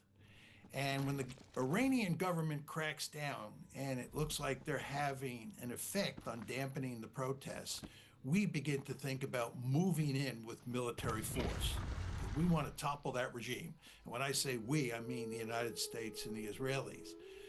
But what happens is that on January 14th, Trump backs off. And the question is, why does Trump back off? And there are two reasons that he backs off. The first is his military commanders tell him that he cannot win a decisive victory if he uses military force. And the reason is that the government in Tehran has basically quelled the protests. So the protests are not swelling to the point where the American military can come in and deliver the final blow, the coup de grace, right? We're not in a position to do that by January 14th. So Trump begins to cool his jets. The second thing that happens is Netanyahu calls him, and Netanyahu tells him he does not want Trump to use military force, because as long as the regime is in power, and it looks like it's going to be in power on January 14th, that means the regime will launch ballistic missiles and cruise missiles at Israel, and Israel cannot defend itself. This argument is hardly ever heard in the West, but you have to understand that in the 12-day war last June, what the Israelis wanted to do after 12 days was end that war because they were incapable of defending themselves. The Iranians had learned how to get lots of ballistic and cruise missiles through their defenses, and the Israelis were running out of defensive missiles. So the Israelis were in real trouble and pushed Trump to end the war after 12 days. Well, the situation has not changed. If the regime is in place in Tehran and is capable of launching ballistic missiles at Israel, Israel would really be pounded. And Netanyahu recognized that. So it's very important to understand that the Israelis on January 14th asked us not to bomb Iran. And again, the American military said, you can bomb Iran, but you're not going to get regime change. And in large part because the protests had failed by January 14th, because on January 8th, the government in Tehran started the crackdown. So this is what's going on there. But of course, as you well know, this game is not over. The United States and the Israelis will continue to look for ways to have regime change in Iran, and they will continue to look for ways to use military force to help topple that regime. Let me go ahead and put B3 up on the screen here, guys, and let me get your reaction to this, Professor Mearsheimer. So one of the theories that I've seen from people who are hoping that we attack Iran, frankly, is that this is just a pause while we move appropriate assets into the region, because we had a lot of things far afield to deal with the whole Venezuela situation that Trump created. And so this is just a pause to bring more assets in. And actually what it means is that we're going to do something even bigger than what was potentially originally intended. Do you think that there is any credence? Do you think that that is something that we should be concerned about? Well, we should definitely be concerned about it. You know, we live in a very dangerous world, and President Trump makes that world increasingly dangerous by the day, by his rhetoric and by his actions. So we should be concerned. But having said that, what are we going to do with all of that military force to affect regime change in Iran? The fact is the regime is in place, and there's no way all that air power that we have in the region can topple the regime. This book does not give me the clue I need. You want to understand that starting in late December, we and the Israelis thought see that any difference between these freaking doors. With the protest, we could topple the regime. The protesters were going to do the heavy lifting. The protesters were going to undermine the regime, and then we were going to come in and deliver the coup de grace with American military power.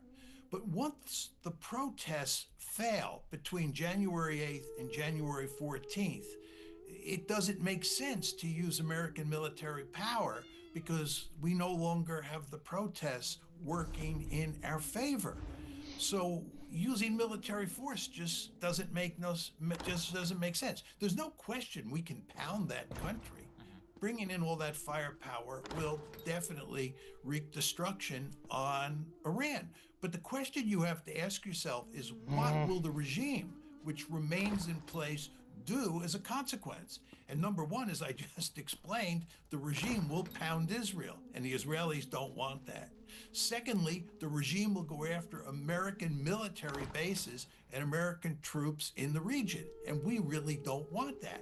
And the third thing is that the regime in Tehran is likely to shut down the Straits of Hormuz and therefore shut down the flow of oil out of the Persian Gulf, which would have devastating effects on the international economy. So the point is that as long as the regime in Tehran is in power, it doesn't make sense to hit them with American military power or Israeli military power, because the regime in Tehran has retaliatory options. Again, what we had hoped to do was topple the regime, and the American military would come in at the last moment and facilitate that outcome. Yeah. I mean, one of the things that's really struck me, Professor, is just I mean, I was always pessimistic about the American military, but learning about how 25% of THAAD interceptors were used just in the 12-day war, learning even in this scenario where they wanted to strike Iran or potentially, and they had to bring a carrier from the South China Sea, all of our naval armada is stuck in the Caribbean and across the world. We were unable to defeat the Houthi campaign. It does seem as if there are severe limitations on American power as Trump is trying to embrace this world policeman, but only in certain select areas strategy. How do you think that will collide with reality at some point, or has it already? Well, let me just point out that I agree with everything you just said. Very important what you just said. But just to come at it from a slightly different perspective, you want to remember that we didn't do regime change in Venezuela. All we did was take away Maduro and elevate the vice president to the presidency. The regime I'm looking this one up. Yes. What we tried to do in Iran was regime change. Now, when we did regime change in the past, we had boots on the ground. Remember Iraq, remember Afghanistan. The last thing Trump wants to do is have boots on the ground. He's not interested in engaging in social engineering. That's why the protesters are so important. They are, in effect, our boots on the ground. But once that doesn't work, right, then you can't use American military power. All of this is to say there are great limits to what you can do with military power. And this is something that I think Trump intuitively understands. His predecessors did not understand that, which is why we invaded invaded Iraq and engaged in social engineering with boots on the ground. Trump understands you can't do that. That's why he didn't pursue regime change in Venezuela, and it's why he's not putting boots on the ground in Iran. But the point is that there are lots of people in the body politic who just think we can drive aircraft carriers into the region, use those aircraft carriers to topple the regime in Iran, and then march on to the next target.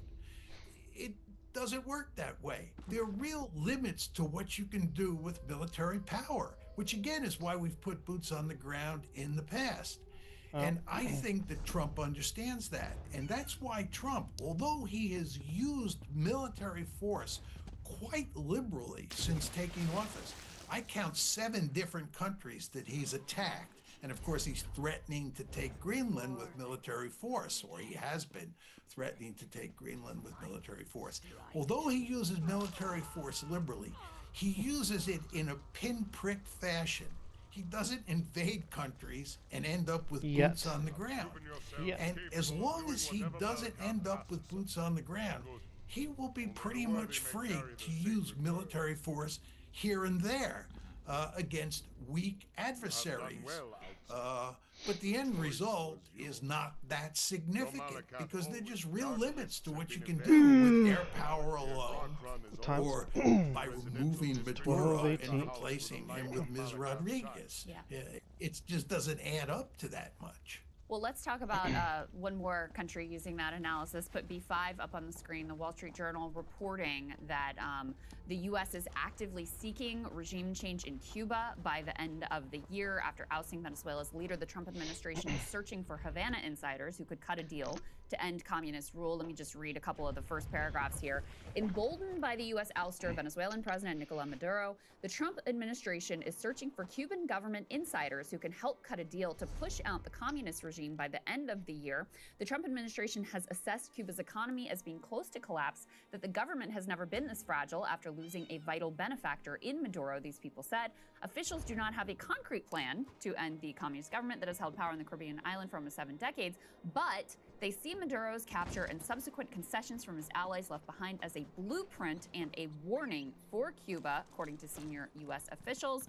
Quote, I strongly suggest they make a deal before it is too late, President Trump stated in a January 11th social media post in which he said, quote, no more oil or money will be going to Cuba. So what do you think the plans are for Cuba here? Well, I think that the Trump administration, especially because of the influence of Secretary of State Marco Rubio, is interested in doing big-time social engineering in all of Latin America.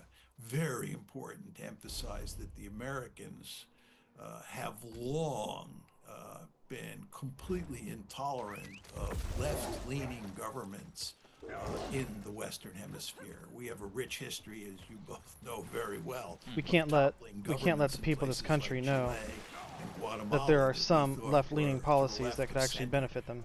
We just do not that would severely cut into the profits of the billionaire capital owners.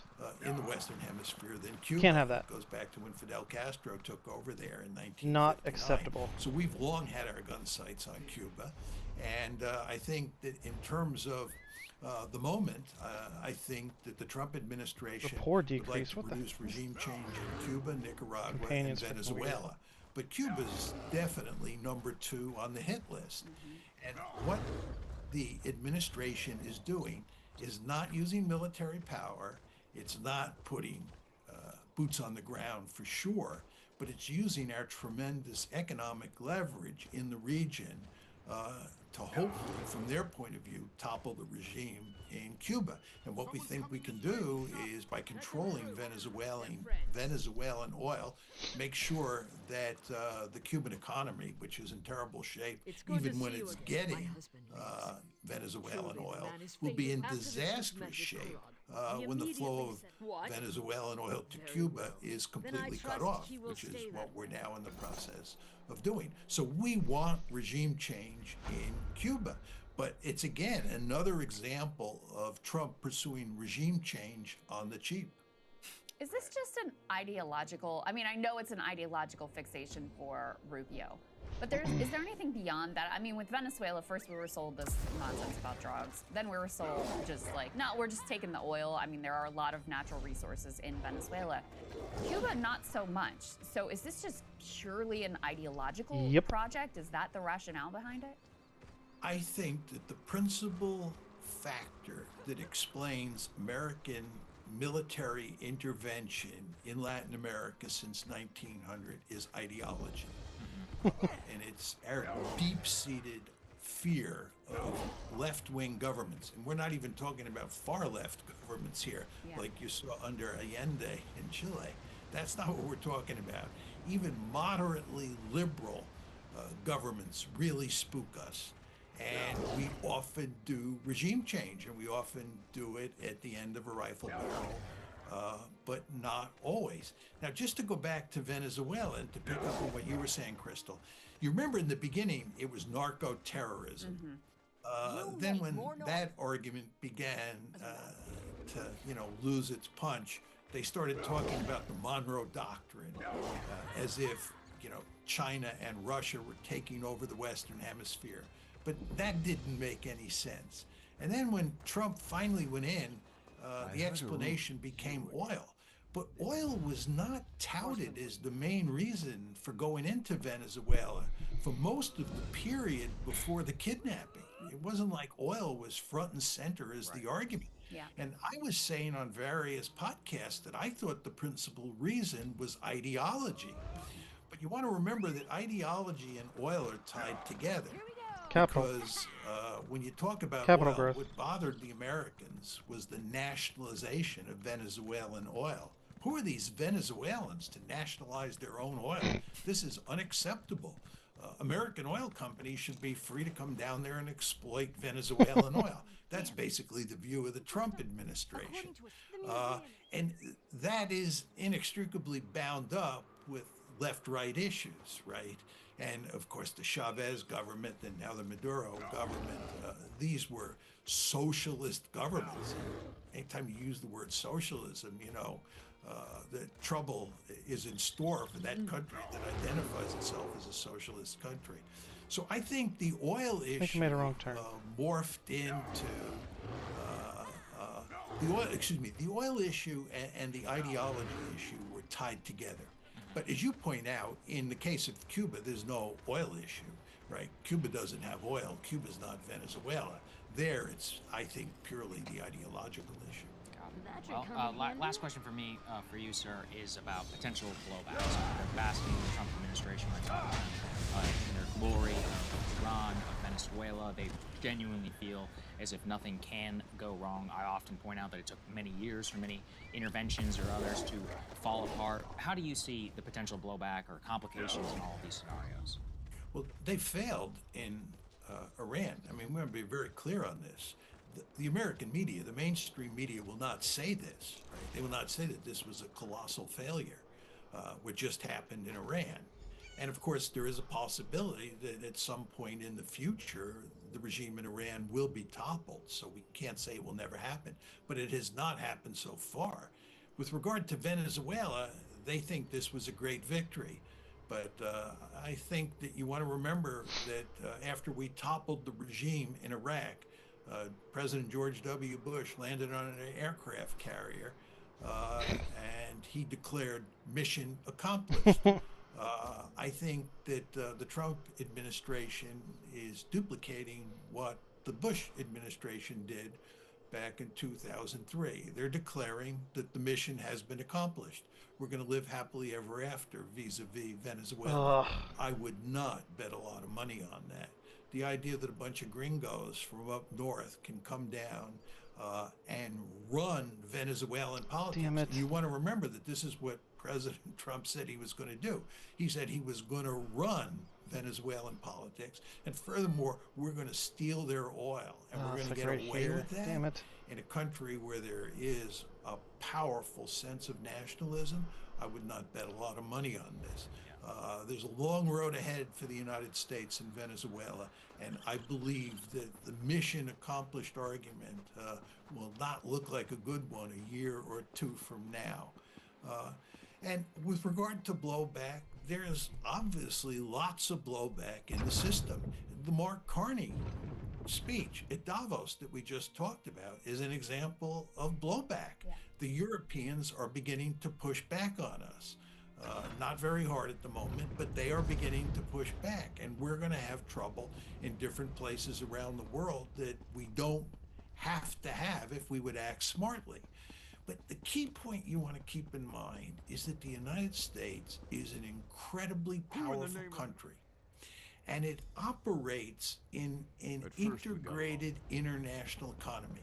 The international economy is highly integrated. And that integration provides us with enormous leverage over virtually every country on the planet, except for maybe China and Russia. So the Trump administration uses that economic leverage liberally to get its way. And it also, that economic leverage causes countries to be very fearful of fighting back against us. They don't want to get on the wrong side of us. This is why so many countries are now rushing to join the Board of Peace. President Trump wants them to join the Board of Peace. Okay, let's join the Board of Peace because we don't want to anger him. Given the power that he has, and given how willing he is to use that power, we have to be very careful. So the point I'm making to you is, given just how powerful the United States is, especially on the economic front, and in a funny way, more on the economic front than the military front, we are able to whipsaw countries and not face that much blowback. Well, we really appreciate your time. We know how in demand you are. So thank you so much, Professor, for your analysis this morning. We're incredibly grateful. Thank you so much, sir. You're more than welcome. I thoroughly enjoyed talking to you. As did we. See you later.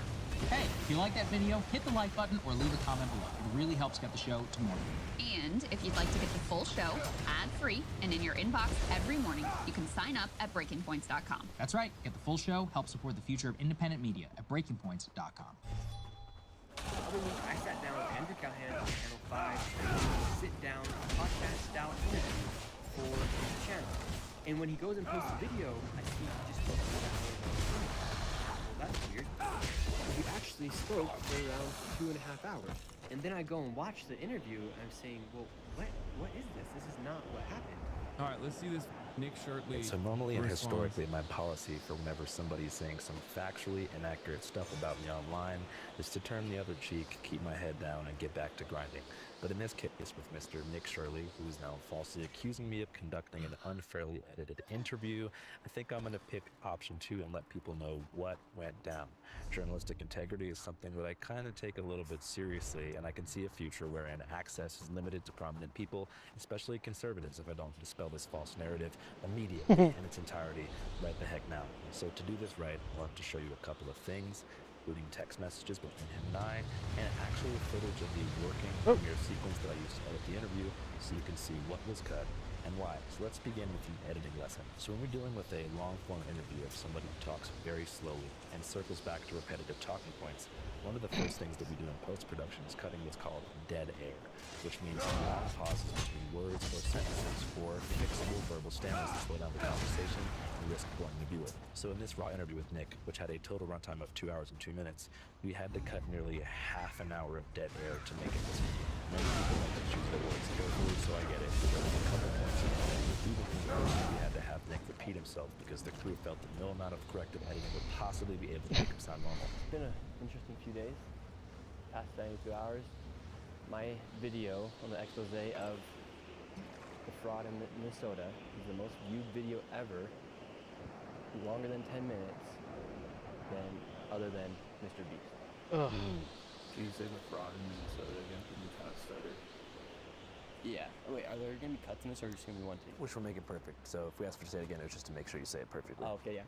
So, so my video on the fraud in Minnesota is the most viewed video ever by a creator, longer than 10 minutes, expose style, than anybody other than Mr. Beast. So bear with me here. I'm going to show you the raw footage to see how with the magic of editing, we were able to make Nick sound actually smarter and faster than he was in person. Check this out. And how does that make you feel, like gratification-wise, as an independent journalist? Well, I think it's the first video you've seen in a long time where a journalist actually went and created a video that created a change instantaneously. For instance, you have the HHS, Health and Human Services. They froze all funding to child care inside of Minnesota. That was fun. And then they're asking for businesses to prove that they are legit businesses before they give tax dollars to these businesses that are not being businesses. How does that make you feel, like gratification-wise, as an independent journalist? Well, I think it's the first video you've seen in a long time where a journalist actually went and created a video that created a change instantaneously. For instance, you have the Health and Human Services. They froze all funding to child care inside of Minnesota, and then they're asking for businesses to prove that they are legit businesses before they give tax dollars to these businesses. Why did this guy literally come out and say, "You slandered my good reputation"? Oh my lord, dude. I mean, I assumed it was even dumber, but I didn't. God, he is so stupid. It truly is ableist to offer him a platform where he will make a fool of himself. Like, I think it is unironically ableist to make fun of Nick Shirtley. So in that interview, we probably did that same thing as far as trimming dead air and splicing B-roll. No joke, probably 30 times, as you can see here on the timeline. And it was never to take him out of context, but to help him get his point across. We do this for every good faith interview or 5-cast we've conducted so far. From Hunter Biden, which had a raw runtime of 5 hours before being cut to 324, to Hunter Kozak, to Alex Jones, to Hamilton Morris, to Janet DeSanti, to pretty much everybody we've ever talked to. Exactly.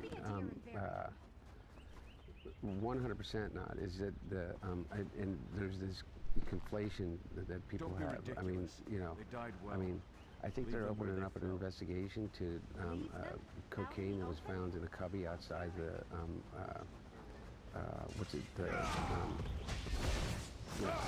the West Wing of the White House. You know, we aren't live streamers, we're live podcasters, and we like to package our interviews for efficiency and entertainment value, so that's just something that we do. So the other cuts in the Nick Shirley interview that weren't dead air related were conversational beats that I personally found either boring. That one tweet was right. He's the only Mormon born with Faz. Brother, I think there's more than one Mormon born with Faz. Like, I'm gonna be honest, but yeah. Fast Baby is correct. You're not wrong about that assessment. I think. Repetitive or so off topic to the point that they derailed the conversation away from its intended focus, which was fraud in Minnesota and Shirley's personal background. We cut probably 20 minutes. Fast fetal alcohol syndrome. 5 minutes unproductive, redundant banter about Portland, Mormonism, gay marriage, his new crypto coin. I heard you also made a coin of some kind. I didn't make a coin. I just joined a platform where you can monetize your content. And so yeah, it is a coin. You can then monetize your content, just similar to like how you upload on TikTok. You can upload your stuff on TikTok. The history, ethics, and welfare in America, and 6 full, literal identical back and forths about his 89% statistic that he falls back on unchallenged. 89% of the fraud is being committed by Somalians, and 89% of the fraud is being committed inside Minnesota. It's Somalis. 89% of the in case fraud. anyone out there is listening. Such an inappropriate way to game out statistics for the record. 89% comes from a total fabrication. It's one of the very few federal cases that the state of Minnesota has had. And because there are 94 co-defendants, 94 Somali co-defendants, saying, as the Republican that came out with the statistic on Fox News falsely presented, saying that like, oh, Somalis are responsible for 89% of all crimes committed since like 2020 is ridiculous. Yes, post 2020, the major COVID fraud that was prosecuted was the Amy Bach, white woman by the way, led Feeding the Children charity scandal. Now to a CBS News exclusive interview with the woman prosecutors say was the mastermind of Minnesota's biggest COVID-era fraud scheme. 44-year-old Amy Bach is not part of the Somali community. Last year, she was convicted of orchestrating a $250 million plot to defraud a government program to feed hungry children. And a lot of the co-defendants in that case that got charged and convicted were Somali. That's since 2020. Do you know how many federal fraud investigations have been conducted in the state since 2020? Not that many. Happening by people who were brought into our country and then committing fraud. So 89% of the fraud happening in Minnesota is from the Somali population. Right, but 95% of Somali Americans in Minnesota are legal. Yeah. 89% of Somalians are committing fraud. Since we ended up including an extensive bio on the stat around the 50-minute mark of the final cut, I personally didn't feel the need to torture. The 89% numbers continue to refer to the claim made in independent journal's viral video with Somali American woman and blah, blah, blah, blah, blah, they commit.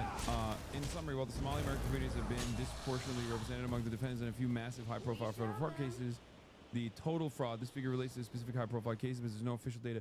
Yeah, I know where that came from. This is like an AI summarization. I'm explaining to you what the actual summarization is. For all of you guys. I don't know what this AI summarization is, but the 89% number basically comes from what I just described to you.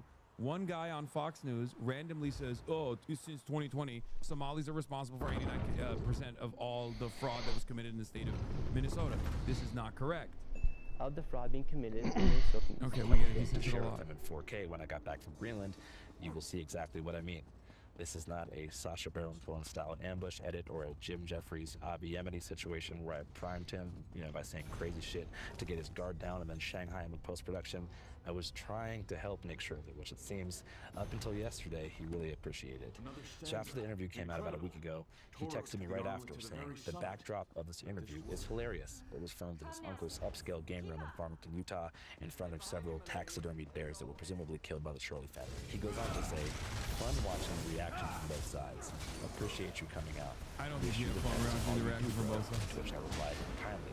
But then the Clippers started doing the thing that they do for Hunter Biden, finding the most outrageous or dumb soundbite in the entire piece and memeing it into oblivion while missing the entire point of the dialogue, which is to try to find common ground between the affordability and the collapse of the mainstream. I mean, I fundamentally hope that everything you're saying is true, just so you know. Yeah, I hope so too. Yeah, like it's like I hope we all have the best interests in society. I hope so too. He people hopes because the claims that he's making Andrew's too charitable, are dude. Look, accurate. Like, dude, I think he revealed what his reason for making this video without a was in the beginning when disclaimer, he said, you if should if- be sure if that people your consider claims me are to be a accurate. But when you make dangerous, them, like left propagandist, then I'm not going to be able to get sound bites off of people. Okay, that's the reason why he's doing this video. That's the reason why he's saying, "Oh God, The affordability I is need to be insane. charitable to People everybody." can't buy houses, and if we're talking about creating change, we need to let innovation prosper inside the United States. Yeah. And you're not seeing it. If he didn't operate like the way that he does currently, you wouldn't get the sound bites that you're getting. It's not access journalism at all. You're wrong. It's not. It's not access journalism at all. We're not seeing innovation. In fact, we're seeing fraudsters take our money. If you guys saw, the clip that did the most rounds is when Nick tried and failed to pronounce the word benevolent. Who do you think are the 3 most benevolent billionaires? What do you mean by the word benevolent? Just well-intentioned, positive billionaires who you think are creating, net positive societal progress. Trump? Our president? Because he never said it right and said benevolent twice, there was no way to cut the dead air or trim the stammer, so we left it in, and personally, I don't think it's that big of a deal to not know that word. I mean, he is wearing a hoodie that is making fun of immigrants for their spelling errors, but benevolent has more syllables than learning, so I get it. But the comments on this clip were brutal, like actually genuinely mean, and it couldn't have felt good from his perspective to read these things. We're talking tens some would of argue well He doesn't deserved. know how to read, big dog. Don't worry. I don't think he's reading any of that.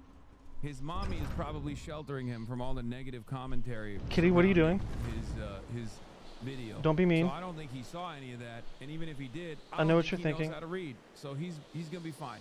Don't do it. Declaring this guy is retarded, which he's not. But there are some moments in the Well, interview that even Okay, maybe he's laying it on a little too thick here. Okay. Even with dead air trim for speed, Nick does not give his best performance, particularly when blaming immigrants for rising rent prices. It's just simple supply and demand. If you have 22 million people who need to come and buy a house or rent a I don't think that and you people have other people who need that are to going live, to present false information for the sole purpose of disparaging a group of minorities, or no, you know what? Any group for that matter. In Utah. It's not in Utah. That's a negative stereotype. Maliciously, Negative they do stereotype. not deserve the benefit of being staying silent, of people being kind to them. while admittingly consciously chose to not watch the video that I made in the immediate aftermath of it. And so I thought that was kind of messed up of you to not publicly denounce what happened to Charlie Kirk. I did. And I didn't even watch the interview because I didn't want to watch that. Well, you should watch it. I don't want to. Well, you should watch the video. I want to believe that you didn't say it. No. No. No, I don't want to. You made me feel bad. Because I imagined you didn't say anything. And I'm still mad about how I felt. That's a perfect demonstration of how right-wingers operate, dude. I mean, come on. Come on. Say some stuff in it. Okay, cool. None of these moments were a very good look for Nick, but I did not engineer them that way. And if I was a betting man, I would suggest that much of the hostility displayed toward him in the comments is because his reporting, which was signal boosted by Trump and his cronies, has been a driving factor in ICE's decision to escalate their presence in Minneapolis. You know, Bro, that's someone's son. Dog, I have just as much smoke for her demon mother, too. That hellspawn was developed somewhere. You mean? Yeah, f them both. Him and his dumbass mom who drives him around everywhere and went to prom with him. The f kidnapping kids from local high schools, terrorizing U.S. citizens in their own communities, shooting people in the streets, and hiding behind masks like the goddamn cowards they are. However, that's just my personal opinion. I don't like ICE, I don't like Trump, which is something that I made clear to Nick in the interview. What do you think about Trump? I don't like him. There was no deception anywhere. But sometimes, and I'm not sure what the word is for this in the journalism field, the person that you interview views your fans as an extension of you. So if your fans are dicks to them, they kind of feel like that's you shading them. And that's definitely what happened. Right after the benevolent clip went micro-viral, Nick began to send texts to me that alluded to the footage being manipulated, writing, "Greenland will be epic and cold. Let me know if you need any locals. I still have some contacts there. Just curious though, why didn't you post a full 2+ hour interview instead of the selected 1 hour of the interview?" Notice the word selected. Nick suggests that I cherry-picked his worst moments, which is concerning because we consciously did the opposite. But as you can see from these texts, I explained our entire editing process By the way, this is not him talking to Nick. This is him talking to Nick's mom. Just so we're clear. I am still going with Nick Shirtley does not know how to read or write. He is illiterate. I think this is Nick's mom. Him, as I did to all of you, and as I mentioned, even offered to send him all of the raw video files when I get home from Greenland, which I'm doing now, and gave him full permission to clip any and all moments. Good job, Stibbins. Fast forward to 2 days later. I wake up in Nuuk, Greenland to see that Nick has posted a video filmed on a sly side camera, captioned something like, "In case you guys want to know how the interview really went, here's this." Nick's bullshit crybaby video here points to 2 pieces of damning evidence. Exhibit A. Nick grills me here about Democrat cities being catastrophic failures after failing to understand that I am not a supporter of the Democrat Party. I am from Seattle, a failed blue city, and then asks me to name thriving blue cities. So I named Austin, Nashville, El Paso, and then while smirking, I mentioned Denver because as shown in Nick's angle, I didn't actually know if Denver was doing well because I don't spend much time in Colorado. Like, when have you seen an American city? What American city is prospering right now? Austin. Austin. Name another one. El Paso. Name another one. You know so many city good. You name city names so good. Name more city. Are you God? Why do you know so many city name? Can you name another city name? I need mommy tell me city names when I go to sleep. Texas. El Paso, Texas is prospering? Yeah, I think. Why you think? It's doing better. New bars and restaurants have opened. But I can probably think of some better examples. Like what? Nashville's doing good. Austin's doing good. Phoenix is doing good. Basically, any place with low state tax is getting a lot of. In any place that's not Democrat. I don't know about that. I mean, name a Democrat city that's prospering right now. Well, it would have to be one that's affordable. Name one. A city. It's ironic, but it's Minneapolis. Like literally, Minneapolis is, before this last round of like federal punishments, is straight up one of the best cities in America, one of the most thriving cities in the United States of America. Isn't that fucking crazy? Like, Donald Trump is punishing a blue city in a blue state for not voting for him, and they were doing fine.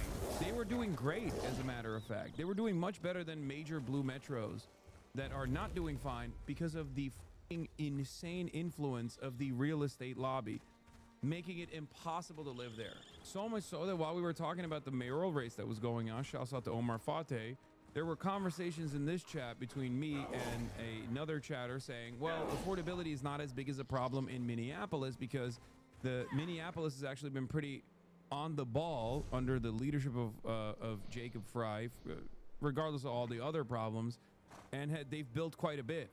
They've built quite a bit of housing and keeping prices relatively affordable in comparison to other major metropolitan areas. Inside of a blue state that is prospering.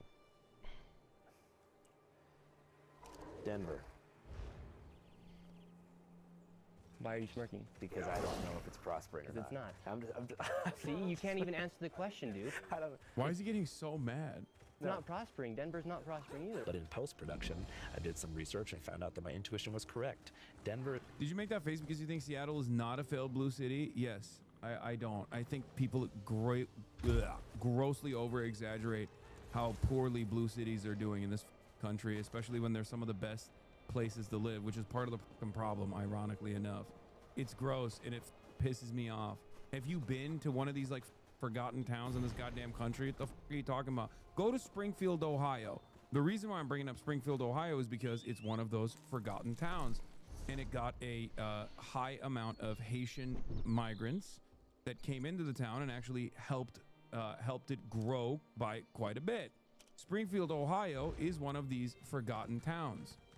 If you go to any number of different cities around this country that were basically abandoned, you will understand in comparison to like these major metropolitan areas, they're in a far worse condition overall. What's to make matters worse, like people talk about Chinese tier 1 cities and go, oh, why don't you go to a rural area to see what it's like? It's like, bitch, I've been to rural areas in America too. Let me tell you, their tier 1 cities are better than our major metropolitan cities, and their rural areas are also developing at a rapid clip. Every city, large or small, in the United States of America, every town, large or small, in the United States of America is on a downtrend. Do you understand? So yes, while major metropolitan areas are in a state of dire disrepair, so are many rural towns. Also, what is that old saying? Yeah, thank God for Mississippi. Exactly. Is currently experiencing a decline of violence and property crime, a large influx in population, job growth in the aerospace, tech, and healthcare sectors, and a number of other great things. So I chose to trim a brief section after I mentioned Denver that indicates a bit of self-doubt, given that I ended up being correct. I also trimmed a soundbite where I said that many Democrat cities are run poorly because it was redundant. Name one. Name one. Philadelphia, Boston, New York City, Los Angeles. These are great cities to live in. What the fuck are you talking about? Minneapolis, as I already mentioned. Chicago's beautiful. New York City is shit. Boston is trash. Okay, guys, there's good and the bad. I was just in Detroit. Detroit is fucking awesome too. The thing is, a lot of these places could be more livable. They could be much nicer. They could be more livable.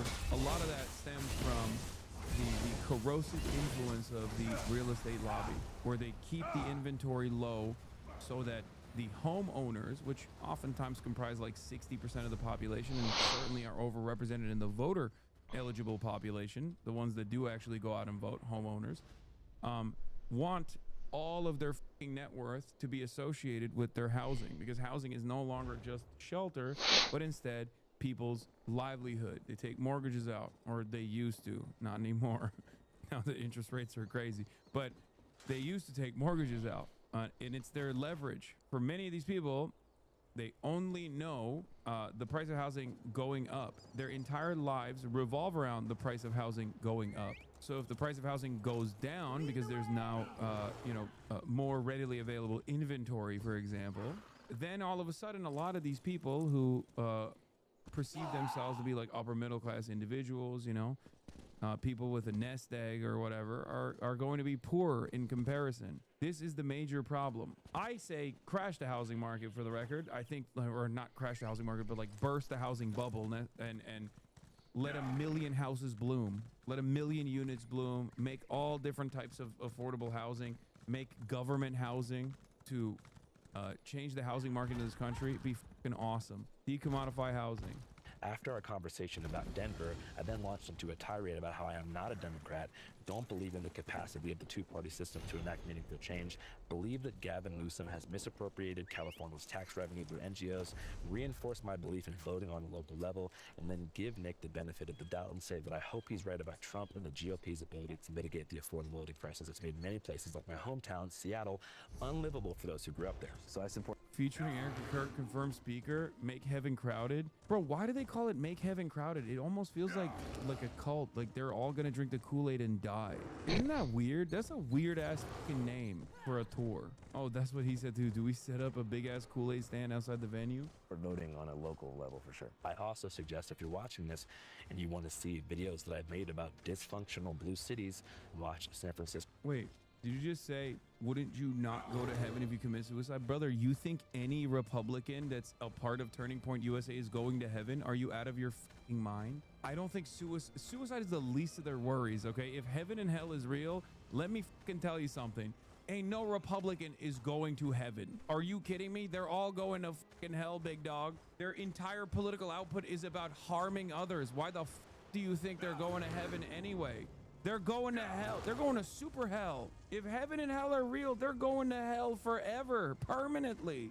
Chicago streets, Albuquerque streets, Las Vegas tunnels, and Philly streets. So the second clip Nick posted really makes my blood boil because it is so disingenuous.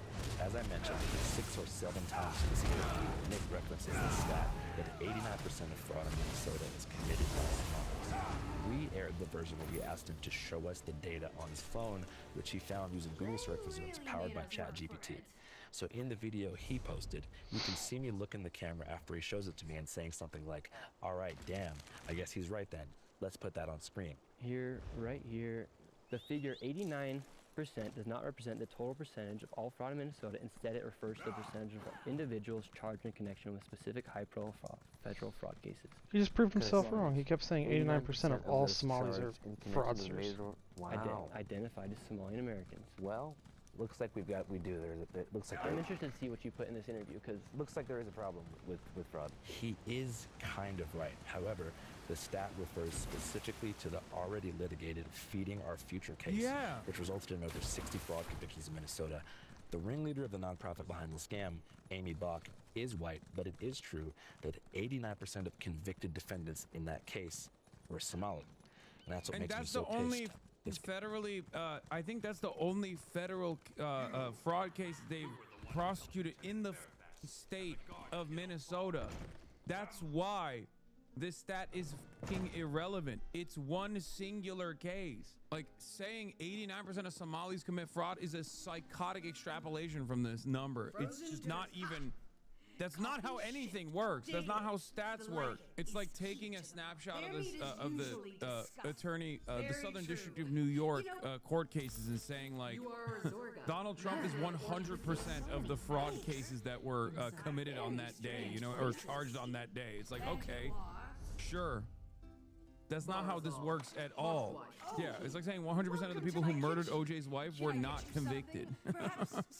Particular piece of evidence that Nick presents. The exact thing that he is showing me on his phone in the video is what I put. Like, there are 20 cases or 20,000 cases. How many 89 is those? It's one. It's one. It's the only one. That's the only fucking major case that the federal government prosecuted. The Department of Justice prosecuted. On screen, on the final cut, I did exactly what I said I would. He frames my decision to put that on screen as some kind of like liberal ball-busting fact check, but it's actually supplemental context for something he is literally showing me, which is why it pisses me off. So that's all I have to say. I'm just in a phase in my life where I've been doing this for so long, and I care about this so much that I don't want to play these kind of games. That's such a terrible way to twist statistics. I mean, this not even, you can't even consider that to be statistics at that point. This is New Age 1350, the same misrepresenting a statistic for racist propaganda. Yes, Sean, you are right. However, it's even dumber because we have become dumber as a country. Because at least with the 1350, the twisting of statistics is, it comes from misunderstanding what conviction and clearance rates look like, and you're just presenting arrest rates or arrest numbers without factoring any of that other stuff to make it seem like it's something different. With 89%, you're just looking at one case, dude. One case. Like, it's crazy. Our races are getting dumber, is what I'm saying. This is kind of what I was talking about with Nick Shirley's commentary in general, where, like, back in the day, at least, like, James O'Keefe would put a little bit of effort, right? Can you explain the 1350 thing? Yes, 13% of the population is black, and racists will always channel this their racist sentiment by saying 13% of the population is black, but they make up 50% of the crime. This is not true. Number one, black communities are over-policed. Black communities not only are over-policed, but as a consequence of being over-policed, black communities end up getting arrested at higher rates. Not only that, but also the number that we're looking at, the 50% number, is from FBI stats from, I forget exactly when, but FBI stats that show arrest numbers. Black people are more likely to be racially profiled, more likely to receive higher sentence. There's a sentencing disparity. I saw what happened the day before MLK Day, by the way. FD did not approve. Okay, but he shocked me too, to be fair. I also got shocked. I did shock Arky a lot more. I know, it was messed up. I didn't realize how it looked. It was a bad look. It wasn't good. Yes, the statistic that we're talking about is based on arrests, not convictions. Not only are black people over prosecuted and receive much longer sentences, not only are black communities over policed. But on top of that, these are simply arrest numbers. An arrest does not mean that this person was charged or convicted. That's the reason why the 1350 number is bullshit. Having said that, this is even dumber than that, because the 89%, like if that case did not have like 60 co-conspirators that were charged and prosecuted and arrested and convicted, and instead had 10 co-conspirators and 8 of them happen to be Somali, you could still say 80% of the people that were arrested and prosecuted were Somali. It's just ridiculous. It's one case. Especially with people who can't take an L and want to put my credibility on the line by spinning things in a way that benefits their reputation. He literally went out of his way to try and make me look bad, which is not cool, and I wouldn't say that's like very benevolent of him to do. I think my policy moving forward, especially when working with people who are filming their own versions of things and lack the integrity to be honest with their fan base, is to either go live during every interview or upload the full raw files on Patreon the moment a Final Cut hits YouTube, so there's no room for these kinds of shenanigans. Putin has been trained for his whole career in the KGB, to basically manipulate people. He was a recruiter, somebody who ran assets, and he's always looking for people's vulnerabilities. And Trump is particularly susceptible to flattery. That's an understatement. Hello and welcome to the Bulwark Podcast. I'm your host, Tim Miller. Delighted to welcome to the show a former deputy assistant to the president and senior director for European and Russian affairs on the U.S. National Security Council during part of Trump's first term. She was also a national intelligence officer for Russia and Eurasia at the U.S. National Intelligence Council. Currently a senior fellow in foreign policy at Brookings. Her books include her memoir, There's Nothing for You Here, Finding Opportunity in the 21st Century. It's Fiona Hill. How you doing? I'm doing all right, thanks, Tim. Great to be with you. Thank you for having us. Thank you for being with us, rather. I've been kind of a little bit of a Fiona Hill fangirl for like 6 years now, a little bit. Not fully. So I'm not fully briefed on your whole story. And so I thought, in 2018 and 19, in this period in Trump 1.0, these kind of characters emerged into our lives, because people had to pay attention to things that normal people didn't pay attention to, like what happened on national security briefing calls between Eastern European countries and presidential advisors. And so for a lot of those people, they kind of like you, they emerged from the ether. And I kind of don't know where how did you find yourself testifying in Donald Trump's first impeachment? I guess, could you give us like a little life story that landed you in that place? Yeah, I certainly asked myself that many times. I'm also glad to see that we came out the ether rather than the primordial swamp, which everybody else, kind of has sort of accused us all of doing.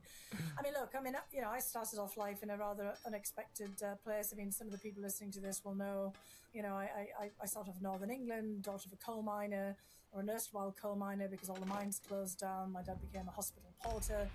My mother, was a midwife in, one of those early batches of midwives trained by the National Health Service, kind of Call the Midwife from the BBC. That makes you feel like you're 300 years old to say that your mother was a midwife. I just turned 60, so and actually, if I look back at, well, thank you very much. When I look back at, the little few pictures of my childhood, it certainly seems like it was in the 19th century, let alone the 20th. It was like a world away from this. But the whole point was, thanks to expansion of education in the UK, I get the education my parents never did. It's actually a great American story, actually, for people of my age in America as well. I get, kind of funding to go to school, to university. I decided to study Russian because it's the peak of the Cold War. And like many other people of my generation, I was obsessed with the risks of nuclear Armageddon and thought, we'd die in a ditch, listening to sirens as, various places were blown up in an exchange between the US and the Soviet Union. I decided to study Russian. I got a scholarship to study Russian. And then, cut long story short, I ended up getting a scholarship to the United States and, amazingly to Harvard to study in what was then the Soviet Union program. And as soon as I duly got a master's in Soviet studies, the Soviet Union went up and left on me, collapsing into multiple parts. And I decided I'd study history. Not great news for your career, but good for the world. Okay, you know, so it was, one the ash little heap bit. of history. So I thought, well, history, and I better, retrain quickly, retool. And my dad had gone from being a mind hospital porter. I didn't quite make the same transition, but I, studied history. I ended up, doing lots of various things around at Harvard. I get a job with Graham Allison, the famous, Kennedy School of Government professor who's still going strong into his 80s and writing all kinds of things. I mean, somebody who, many of our listeners are very familiar with.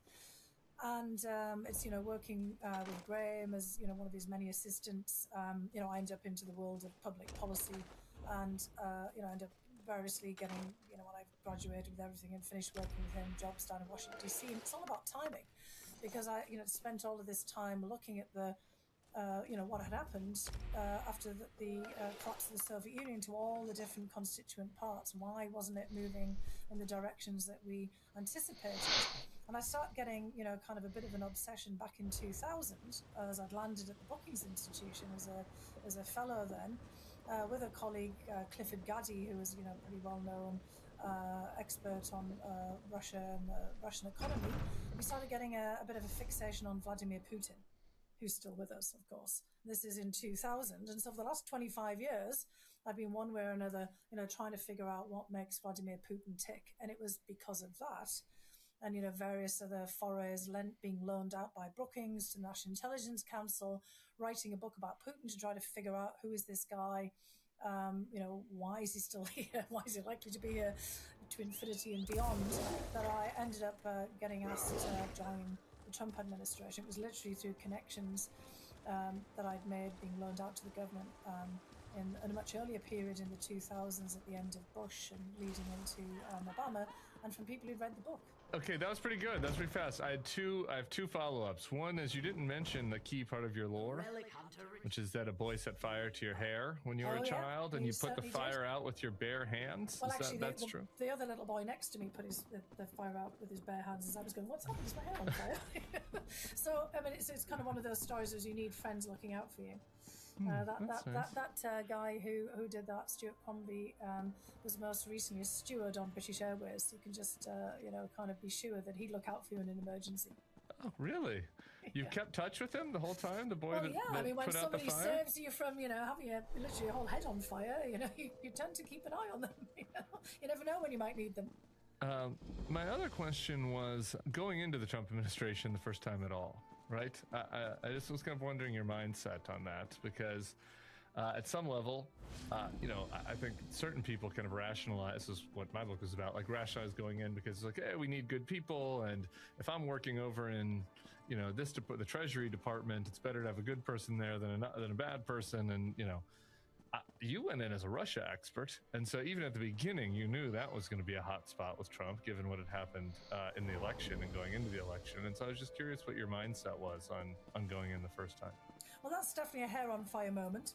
Yeah, right. Using that metaphor, Related questions. My friend Stu, it's actually, there was a number of people that I knew that were still, in the government, professional, analyst experts, some people who'd gone in to the National Security Council as well. None of whom were partisan or political, and that sort of when I was approached first of all, which was by Katie McFarland, and weirdly General Flynn, and also General Kellogg. I mean, it's a kind General of Flynn approached you. I worked with him in the previous iterations of General Flynn before. Do you keep in touch with him still? I do not. No. Which and he's doing kind of like a world tour, like a Christian nationalist tour through the country. He's completely transformed from the person that I met when I was in the National Intelligence Council. He was my counterpart in the office of the chairman of the Joint Chiefs of Staff, which was Admiral Mullen at the time. And we were actually working in lockstep. The crisis in Georgia, when the Russians invaded Georgia, can we even remember all of these things that have happened? Back in August of 2008. And he remembered me as being just a straightforward, straight shooter, and I kind of was having a hard time, to be honest, reconciling the person that he kind of had appeared to be during the campaign, but with the person that he was. But there was a lot of people I'd worked with then in the chairman's office and people who worked with him that he brought on board, and they were all, pretty sensible people. So I will say that I actually thought national security was going to win out. If they'd asked me, then there was probably a chance that they were going to do something serious to try to deal with Russian interference. And I shouldn't just sit there, basically lobbing criticisms from the sidelines. If I really meant to try to have some kind of impact, then at least should try. And I did get some really good advice from one of my colleagues at Brookings at the time, one of my colleagues, Martin Indyk, who you will obviously remember as former Assistant Secretary for the Near East, former Ambassador to Israel, who was my boss for a while at Brookings. And he said to me, look, you can go in and do this as long as you're part of the solution. As soon as you think you're being part of the problem, you've got to leave. And that was kind of pretty good advice. So I took in a box, that I didn't have a resignation letter ready, but I took in a box that I could just throw all my stuff in and just leave if things got pretty crazy. And they got crazy fairly fast. That is good advice with one caveat, which is that there's a human nature element to it, which is that a surprising number of people, I think, went in with that intuition and then didn't leave. I remember talking to Ryan Previous about this, who was my boss, and then he ends up going to be the chief of staff. And I sent him an email that said, basically the most important thing you're ever going to have to do is the most important thing you're going to have to do if you go in there is say no. Yeah. You're going to have to be able to say no a lot. Yeah. And if he crosses the line, you're going to have to be able to give him a final no. And he kind of nodded his head at me and said, yeah. And obviously he didn't, he ended up getting left on the tarmac by Donald Trump with him insulting him on Twitter, never having stopped anything, right? And so it's tough. You are in there with all these people. You kind of get wrapped up in the team, and you get wrapped up in groupthink, and I don't know, why do you think it was there's so few Fionas? Well, I would say that I wasn't in that team with those guys, people like that never really gave me the time of day. And it was really at that kind of, lower working level where, as I said, I did know a lot of people, and some of them I worked with, in other settings. And look, I also had a lot of reminders from people who I respected, who, were pretty adamant that I shouldn't do this, and they were pretty angry with me for doing it. And I took that on board. It wasn't that I disregarded it and decided not to, because I felt at the time that it was an important thing to do. And I'd really thought about it, and I talked to a lot of people. And it wasn't that, kind of the people who said I should do it outweigh the others. It's just that, in that particular context of what the Russians had been up to, and, the danger of that moment, why then had I started studying Russian, back in the 1980s, kind of when there was the risk of nuclear Armageddon, and I'd learned all this stuff about Vladimir Putin, and I just had to think that perhaps I might be able to nudge things, kind of away from the precipice, if not in, kind of a better direction. And of course, the idea that I might sit down with Trump and be able to tell him anything was dispelled on day one. Sure. Because the whole idea that Katie McFarland and General Kellogg, had actually laid out to me, and not really General Flynn. I mean, to be honest, I had like 2 phone calls of a couple of minutes each with him, in which he just, he didn't really impart anything of anything, and then he'd gone before I'd even started. But their idea was that I would be able to sit down with Trump and just have a plain, discussion as an ordinary, kind of, person, who'd written a book and done all these different things, and just sort of tell him, what Putin was like. But of course he didn't want to hear, because his first look at me was like, who are you ordinary person who's done absolutely nothing? What the hell do you know? And, and then he actually literally said, and I've got Rex, who's working on Russian, Rex being Rex Tillerson, who, obviously didn't get much of a chance to, advise him and impart any knowledge either, despite having been the CEO of one of the world's greatest in terms of size and, valuation companies, and having done billion-dollar deals with Putin. He didn't really want to know what he had to say either. Yeah, that was during the period. It's important to contextualize that a lot of people, I was pretty skeptical, but a lot of people were like, Trump will get in there and it'll change, right? Like the weight of the office will fall on his shoulders, and he'll be serious, and he'll want to hear from people who know more than him, and that didn't turn out to be. For people who don't remember, I do just want to play a little clip from your testimony in that first impeachment, and kind of ask you about how some of that is reverberating still today. So let's listen to some from your testimony. Based on questions and statements I've heard, some of you on this committee appear to believe that Russia and its security services did not conduct a campaign against our country, and that perhaps, somehow, for some reason, Ukraine did. This is a fictional narrative that has been perpetrated and propagated by the Russian security services themselves. The unfortunate truth is that Russia was the foreign power that systematically attacked our democratic institutions in 2016. This is the public conclusion of our intelligence agencies, confirmed in bipartisan congressional reports.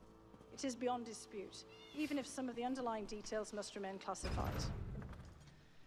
The impact of the successful 2016 Russian campaign remains evident today. Our nation is being torn apart. It is in dispute still. 7 years on. Twice, yeah, newly in dispute. Yeah, newly in dispute, current president and his Secretary of State, who was part of the bipartisan group that said at the time that they had interfered. It seems like the success of that operation was like beyond the Russians' wildest dreams, and I do wonder how you think all of that like kind of reverberates today and looks today, and how much that they're still engaging in. When you think about the Russians and you look at the history of Russian interference and Soviet interference, I think it's a good place to stop. Even Imperial Russia, they always succeed when things are moving in the direction that they're already traveling in. You know, you have all these expressions about useful idiots, fellow travelers. You know, they've come down in the law of, you know, Russian interference and public operations, and they really succeed where somebody else wants to do just exactly what it is that they want them to do. And, you know, we have a president in Donald Trump who wants to use propaganda himself, who, you know, has the same interest. If anyone's still there, I'm outie. I got the hungers and the sleepies.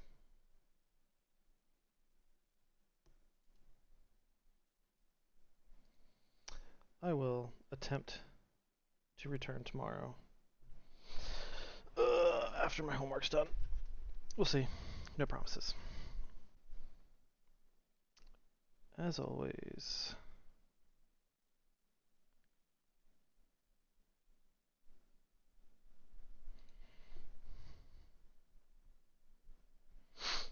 oops. Nope.